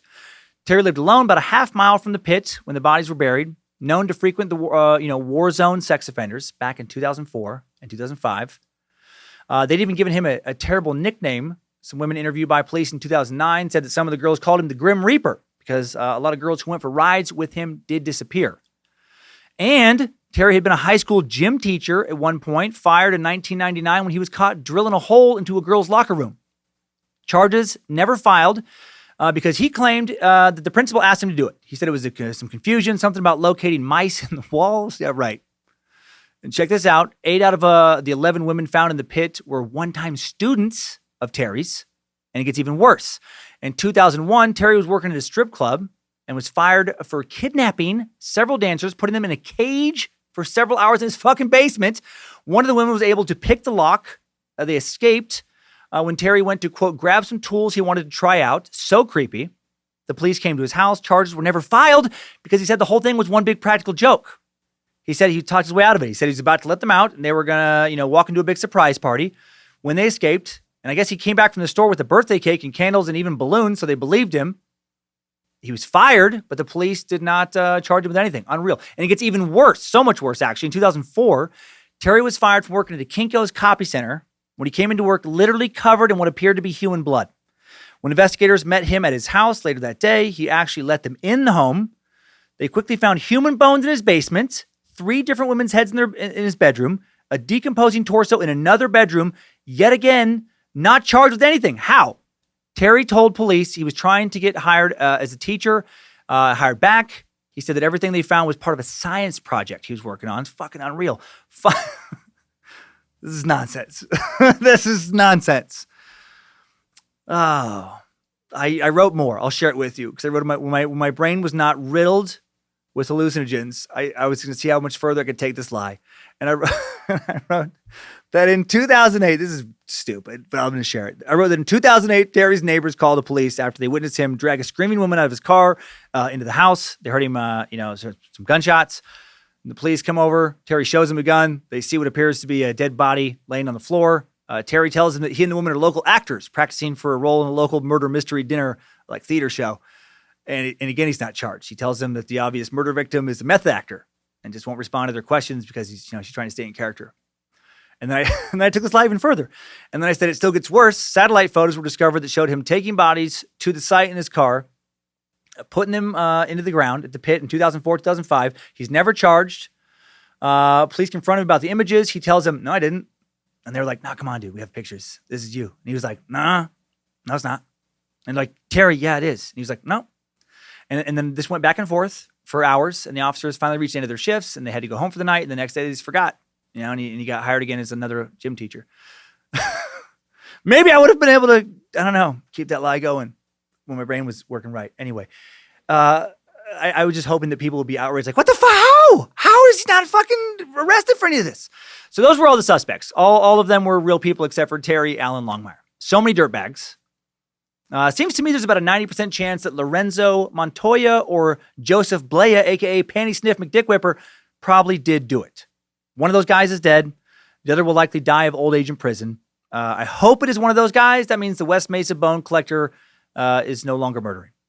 The case, of course, though, is still an open investigation. On September 21st, 2017, design plans for a memorial park in honor of the West Mesa murder victims was unveiled. The Albuquerque Parks and Recreation Department City Councilor Clarissa Pena released details after years of working on securing land and funding, and it actually was just finally completed a few weeks ago, June 27th, 2020.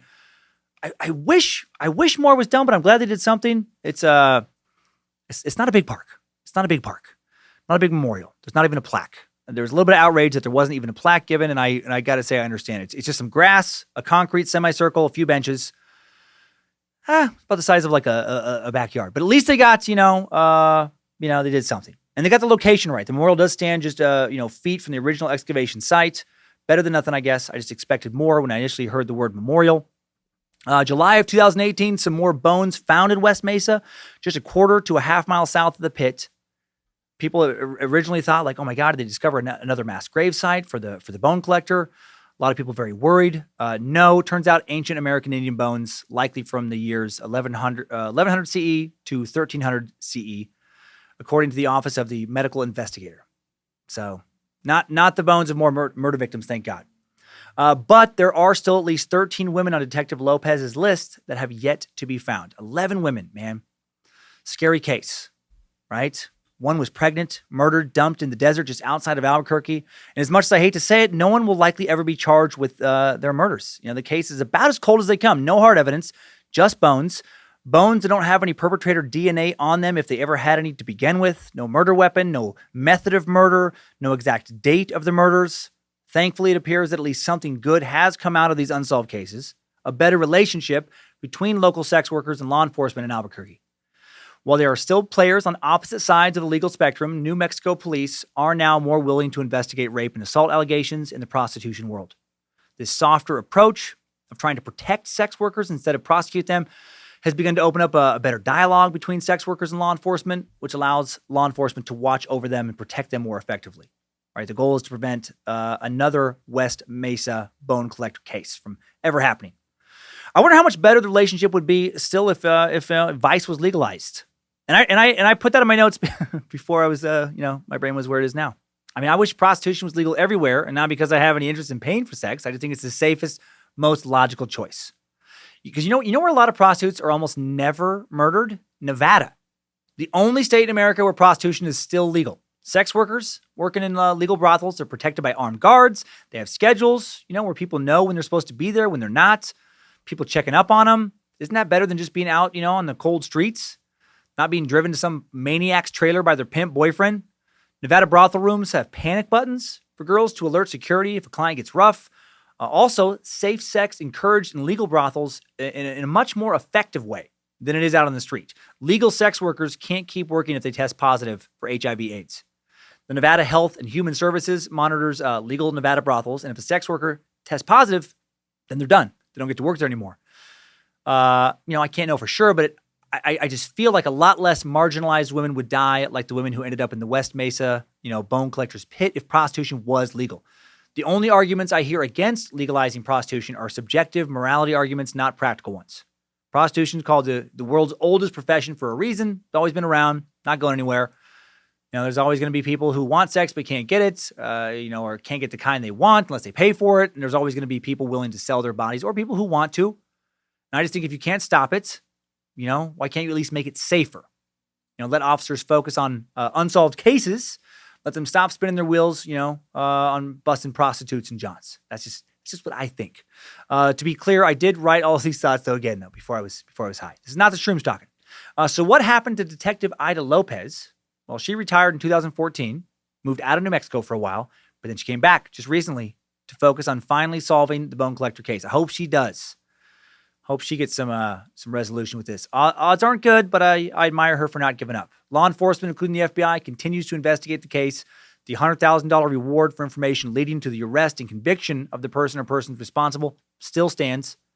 Tips are still regularly sent in, reportedly in the thousands per year. Okay, now let's look into a few more, murder cases before we wrap up. This unsolved set of serial killers, or serial murders, got us wondering here in the Suck Dungeon, how many other unsolved serial killer cases besides the bone collector are out there today? Obviously, law enforcement can't know exactly how many bodies haven't been found, how many people who've gone missing, have been murdered. Educated guess, according to the FBI, between 25 and 50, though. 50 just in the U.S.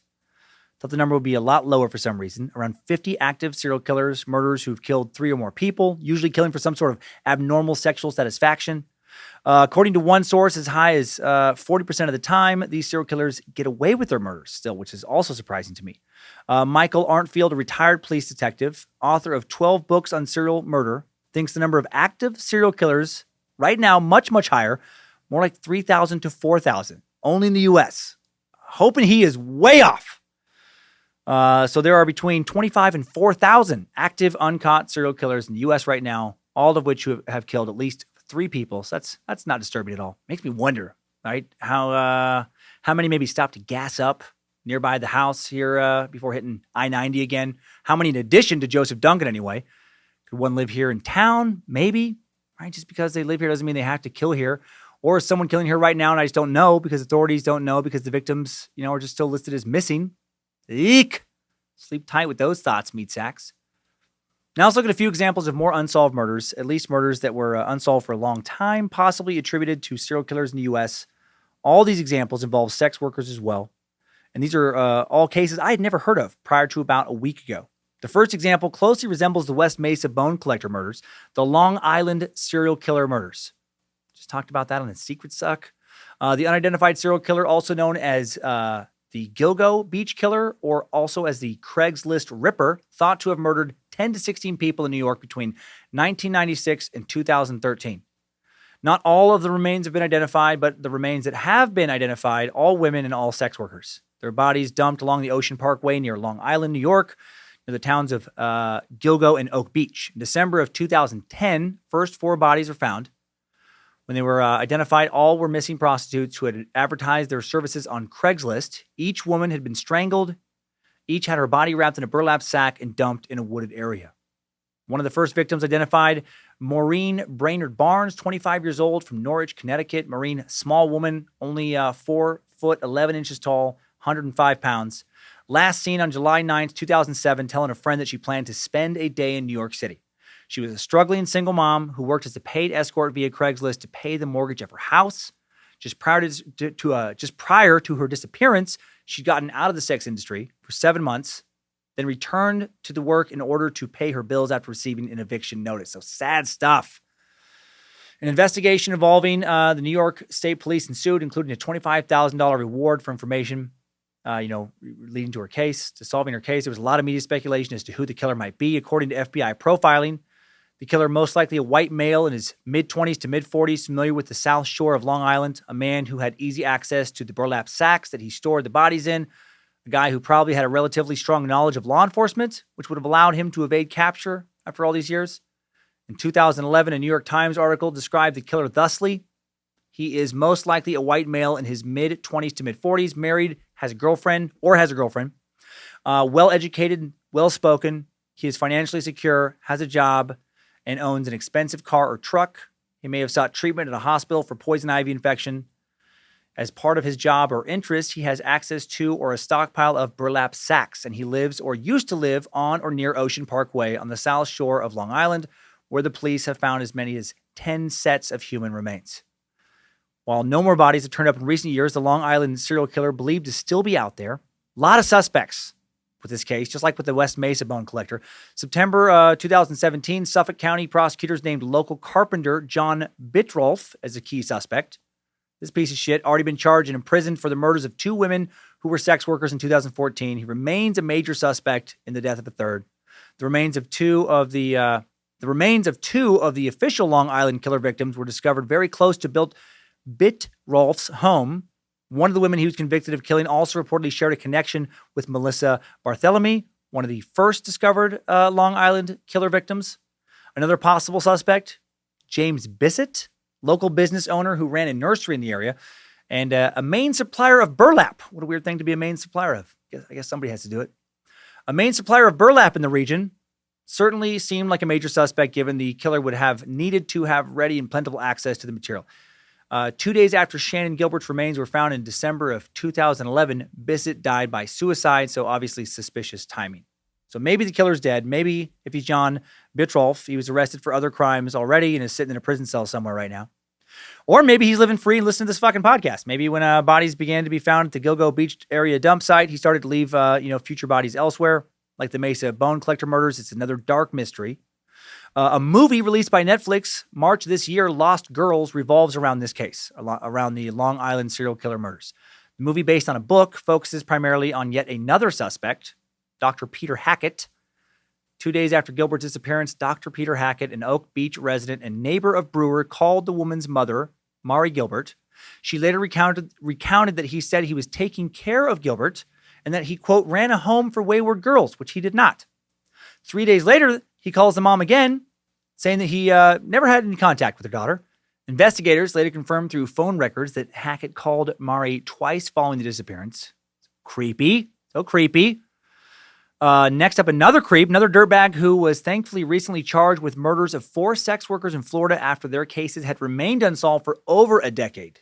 Very rare for a case that had gone cold for that long to finally be solved. Let's talk about the Daytona Beach killer. Between December 2005 and December 2007, 4 women's bodies turned up in Daytona Beach, Florida. All 4 were killed by gunfire. All 4 believed to be working as sex workers in the area. Police believed that the victims voluntarily accompanied the killer in a vehicle before they were murdered. Their bodies were dumped without any effort to conceal them. The Daytona police used DNA testing to try and locate the killer after determining that the deaths of these women were linked. And for years, no matches came up. Tips trickled in that led to a whole lot of nothing. Person after person claimed to have spotted the killer or said that they knew the killer. Whenever police would look into these claims, they would run into dead ends.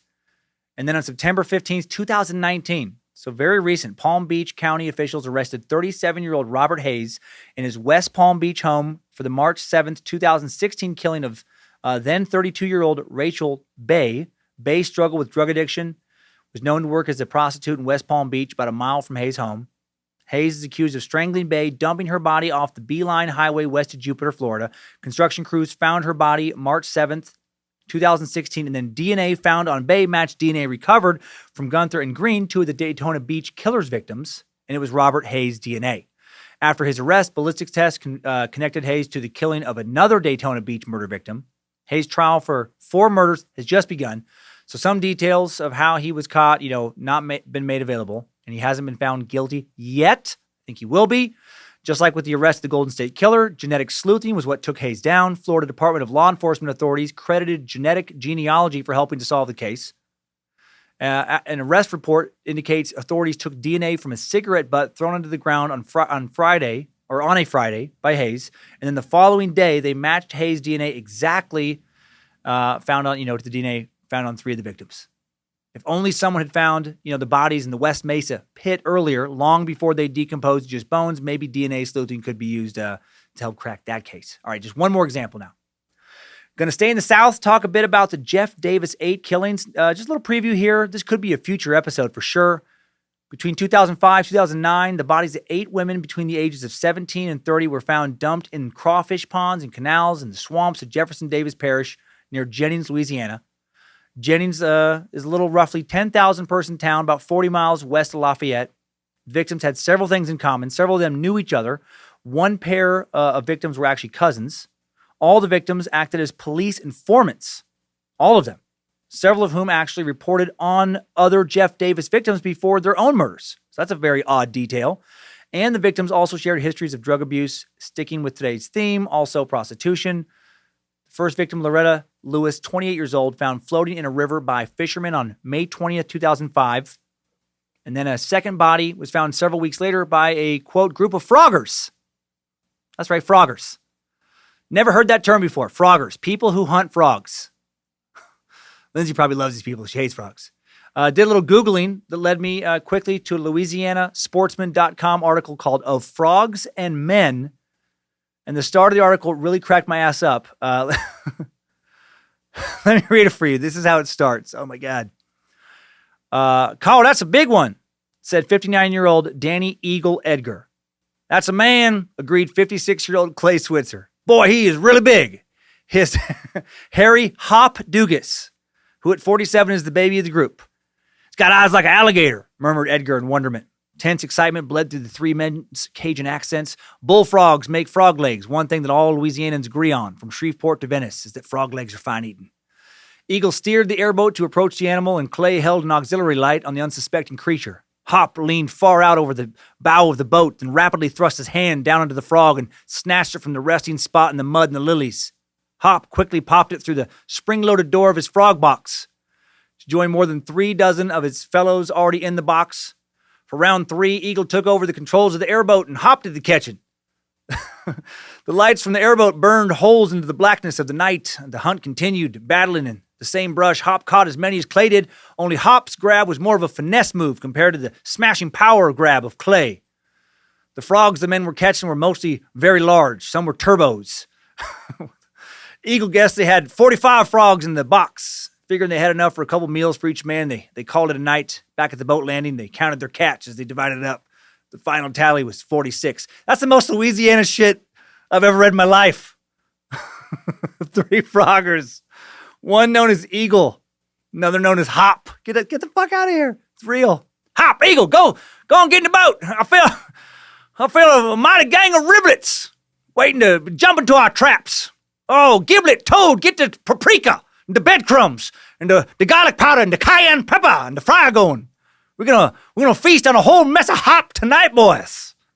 Love thinking about these froggers. Middle-aged men just like big kids, catching frogs. Probably so much fun. At least when you're not stumbling upon murder victims. The investigation into the murders of the Jeff Davis 8 has yet to identify a legitimate suspect. There have been numerous suspects questioned about the murders over the years, some even briefly held by police. Some think multiple killers are responsible for the murders, not a serial killer. The main suspect seems to be Frankie Richard, local strip club owner, suspected drug dealer, admitted crack addict. Got some crack! Dude who also admitted to having sex at one point or another with most of the victims. He knew all the victims. He was also among those last seen with one of the victims, Kristen G. Lopez. In October 2019, interest in the case was renewed as a result of Showtime's new documentary on the case called Murder in the Bayou. The doc is based on the book of the same name, written by investigative journalist Ethan Brown, and it seems like one hell of a read. I think Lindsay would love this read. Brown thinks members of the local police may be behind the killings. He paints a picture of an immense amount of corruption in the little Louisiana town of Jennings. According to Brown's book, as he looked further and further into the murders, evidence started pointing towards not a serial killer evading capture, but a steady escalation of blatant misconduct by local law enforcement. There were allegations that officers had sex with the women who later became Jeff Davis 8 victims. And the task force was, Brown writes, a near case study in a conflict of interest. Evidence in the Jeff Davis 8 cases had been tampered with or mysteriously lost, including the truck where one of the victims had her throat slashed. A prison nurse and a sergeant who had tried to voice some of their concerns were subsequently fired. And Brown connected a politician to all the killings, Louisiana Congressman Charles Bustani. Throughout the years he'd been investigating the case, Brown had been told that the Boudreaux Inn, the former motel where the Jeff Davis 8 regularly went to take drugs and have sex, was operated by people who were in politics.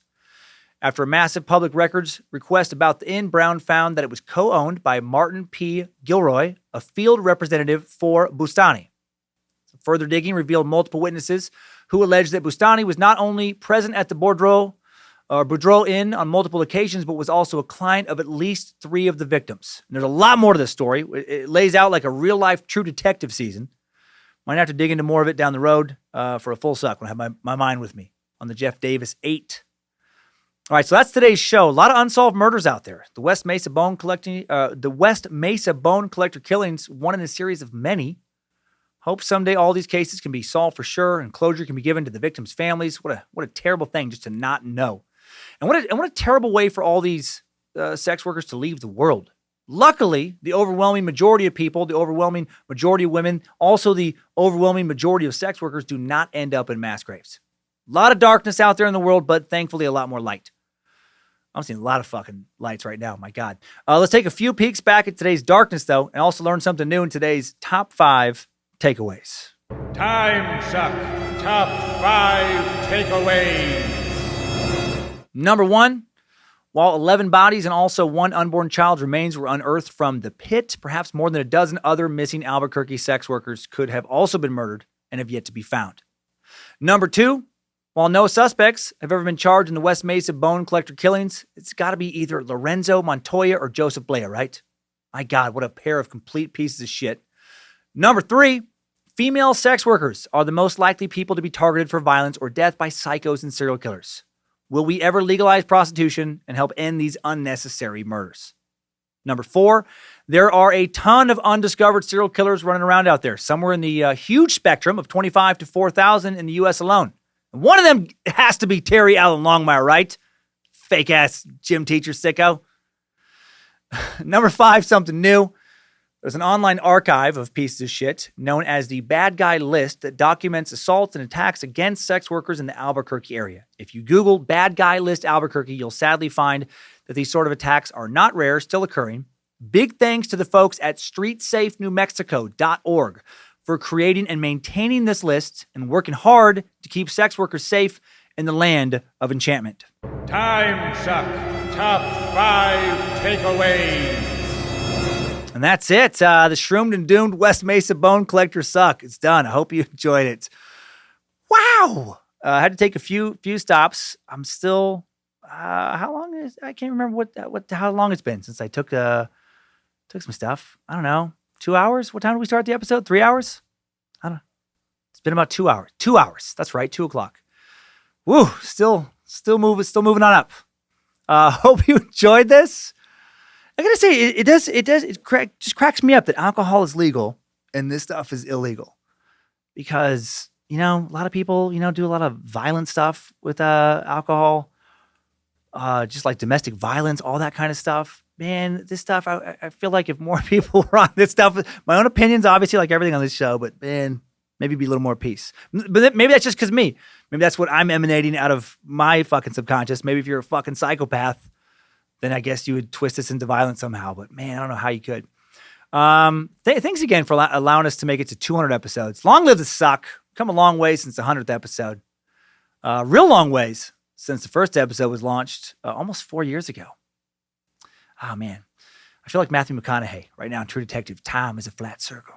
Thank you again to the Timesuck team. Thanks to Queen of Bad Magic, Lindsay Cummins, Reverend Dr. Joe, Horsecock Johnson, Paisley, Bit Elixir, Logan and Kate Keats, Spicy Club, running badmagicmerch.com and the socials.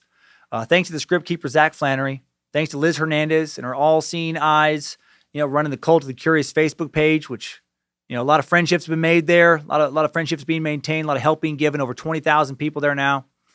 Over 20,000 Meatsacks. It's awesome. Thanks to Beefsteak and everyone over on the Timesuck Discord channel, where you can link to easily from the Timesuck app. Closing on 7,000 Discord users. Big thanks to everyone who continues to rate and review the show everywhere they can. Spread the suck. Thanks for reviewing and rating other projects I'm involved in as well. All that love it, wouldn't change a thing. 3 out of 5 stars ratings crack me up. You beautiful bastards are the best. Hail Nimrods! Next week on Timesuck, my brain will be back, and we'll revisit one of the most tragic moments in modern American history, a turning point for American culture in many ways, the Columbine Massacre. I sadly don't know a lot about this story, other than, of course, the most basic facts. A year of planning turned into 15 minutes of carnage that would change America forever as 2 deranged teenagers turned their peaceful suburban high school, one of the safest places on earth previously, into every parent's worst nightmare, a killing field. 13 students, faculty were killed while another 21 were injured. The massacre was supposed to be much worse. At least that was the plan. The perpetrators planned to kill 500 of their classmates by using several types of bombs, guns, other weaponry. In their fantasies, they even had visions of storming neighboring homes afterwards, hijacking a fucking plane to crash in New York City, all kinds of crazy, unspeakable shit. It's a complicated story. Despite access to the shooter's diaries and 2 decades of hindsight, there's still a lot of unanswered questions. We will try and answer, though, as many questions as we can if you join us next week for a detailed look into the massacre that started the horrific trend of school shooting copycats in America. And now let's move it along to today's Timesucker updates. Updates? Get your Timesucker updates. Kicking things off with a shout-out request from Super Sucker. I feel like a fucking 70s rock DJ for kicking things off with a little shout-out request. Super Sucker Max Berg. Max writes, Dan, my sister is a huge fan of the pod. She's turning 30 this coming Sunday, July 5th. Shout-out or even a short note in response to this would be huge. She's got the whole family listening to you. We love it. Thanks, man. Her name is Amanda. Well, happy late birthday, Amanda. Thank you. Sorry this is late. Max did send it in on time. So know that. May Nimrod and Lucifina give you the best 30th year ever. As I look into a screen that is now fucking moving through the air like it's its own cloud. Now for some super random extra info to add to the Egyptian God Suck, coming in from top shelf sack and fish expert, Brad Gens. Brad writes, hello, Lord Suckington. While listening to the Egyptian God Suck, you said, how could a fish eat the penis of a god? Must have been a small incest wing. I did say that.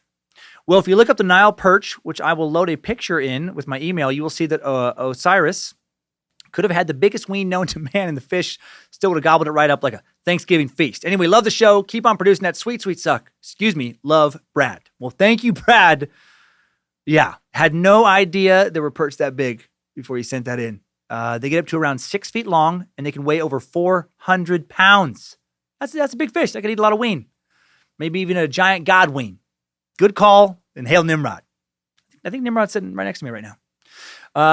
Now a good COVID-19 update coming from a smart-ass sack named Cameron. Cameron, I'll leave your last name out since this is inside info, writes, hello, Timesuck team. First off, I want to say I'm a big fan of the show. Listen to it almost every day while I'm at work.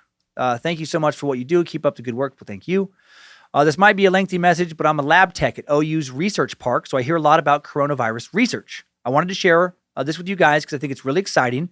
They have found that the virus binds to ACE2 receptors in various body cells. It then enters the cell through endocytosis, where it completes its viral replication. So there's a lot of research about blocking this receptor and or blocking its ability to replicate. One lab I know of has successfully used their drug to kill COVID in a mouse model. I don't want to share too many more details because this hasn't been published yet, and they have a lot more tests to do and still need to try it with human models, but they expect results in about a year. It looks very promising. Also, there was a protein, COV2, that can act like a vaccine. By introducing the protein to the body generates antibodies and memory of the virus. So if the person is in contact with the virus, they will have some immunity and be less affected. I know the virus is seeming to look a lot worse in America right now, so I wanted to share this positive news that scientists know a lot more about how the virus works than is being reported right now. And that hopefully soon we will have a vaccine and cure for the public. Hail Nimrod. Well, hail Nimrod indeed, Cameron. I appreciate the work you do, and I appreciate you sharing some much needed positive news with us.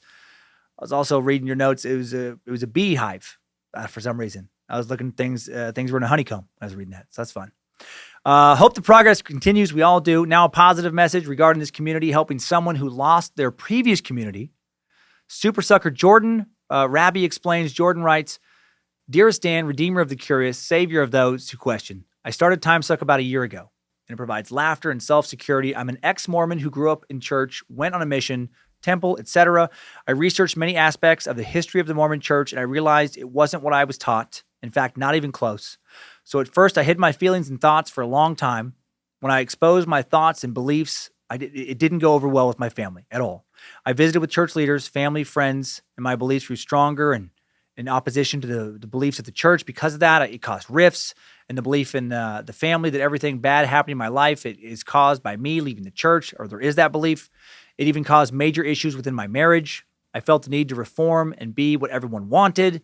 It felt like the easiest route to take to being respected again. It was a lonely, sad time for me. My first episode of Timesuck was the episode of the Mormon Church, and I loved it. Very accurate. I listened to more and more episodes of Timesuck, and I can say it has helped with this difficult faith transition and being true to my beliefs. I stand for what I believe and know it's wonderful being different and being what I believe and not what is expected. So thank you for your views and beliefs and helping this odd fuck feel some sort of belonging in my own world. And trust me, being an ex-Mormon in northern Utah County is extremely frowned upon and looked as, quote, bad. And my consistency has brought back respect with my family. They empathize with my position now. Yours truly from a faithful, obedient child of Dan, Mormon reference, Jordan Raby, or as I tried to convince my wife to call me, Christ the Jord. My sacrilegious tone is strong due to my background. Christ the Jord. Glad you found a new tribe. Hopefully I read your email correctly. It became a curtain halfway through. Also fun. That must have been very hard for you to leave your last tribe. I know a lot of Mormons, a lot of ex-Mormons listen to the show. I hope you continue to make new friends through the show and just in life in general. And very glad that you seem to have recently worked things out with your family. And yeah, just happy that we could be part of, a transition to a happier place in your life. Hail Nimrod to you, sir. Now, this is a crazy message. Super weird Bruce Lee update from Super Sucker Christian. Christian writes, Greetings, team captain of Bojangles Timesuckers. My name is Christian. Last name omitted because it is impossible to pronounce for seemingly anyone not in our family. Writing in from Oregon. I've been on and off Timesucker since the beginning, only recently getting a job where I can finally get in more suck. I've always wanted to write in, but never had a good reason until now. Listening to the Bruce Lee episode reminded me of a pretty funny story my parents told me a while back. They were at a store looking to buy a Ouija board. Note, my parents are not wackadoodles. It was for a joke. And were approaching the board game section when they overheard something very interesting. A seemingly well-to-do man was frantically talking to a sales clerk next to the board games. As they got closer, the only line they heard him say was, and I quote, "Where are the Ouija boards? I need to talk to Bruce Lee tonight." Suffice to say, my parents took their time to allow him to finish collecting this purchase before picking up their own. I don't know whatever happened to that dude, but part of me hopes he found whatever he was looking for. Just a weird story I have about Bruce Lee. Hope you enjoyed it. Christian, out. Well, thank you, Christian. I did enjoy it. I hope that dude got to talk to Bruce.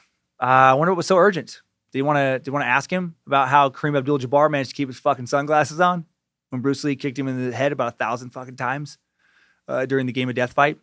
Glad you're back in the Cult of the Curious. You have more time for it now. And now one more message. Going to end on a message from an awesome and beautiful sucker who wants to inspire others to leave their toxic relationships behind them. Juliet writes, Hey, Timesuck team.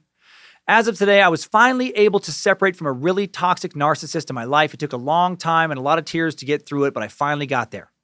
However, for a long time, I didn't even know that this person I loved and looked up to was actually really terrible. So I was hoping that maybe there could be a suck on narcissism. Toxic relationship stuff.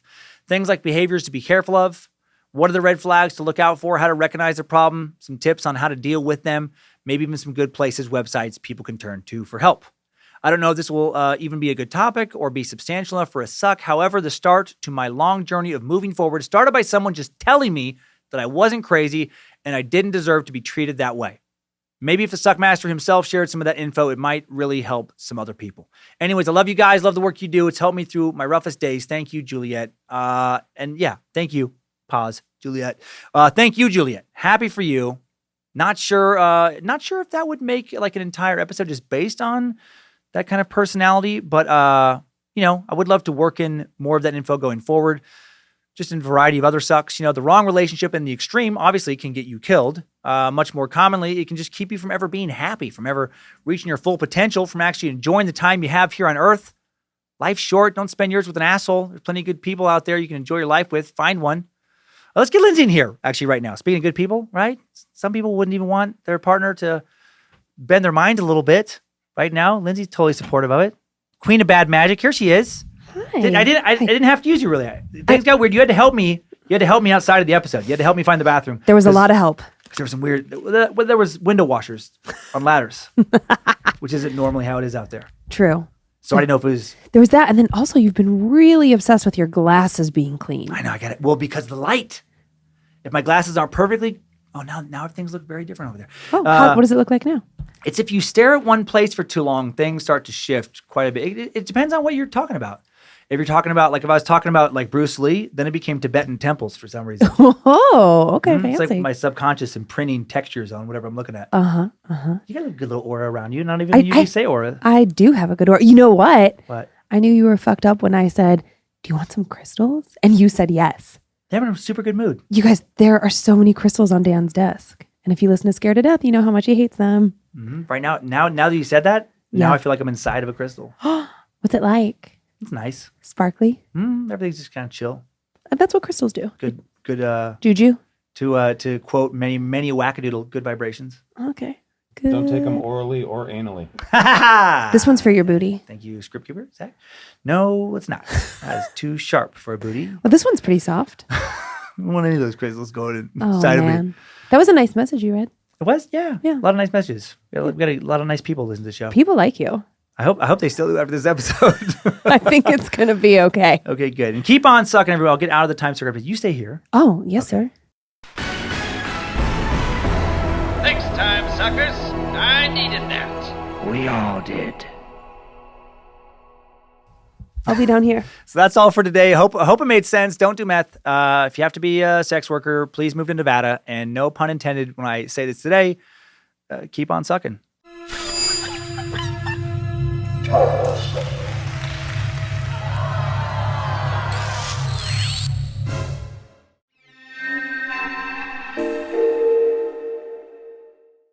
And now let's move it along to today's Time Sucker updates. Hello, darkness, my old friend. I've come to talk with you again.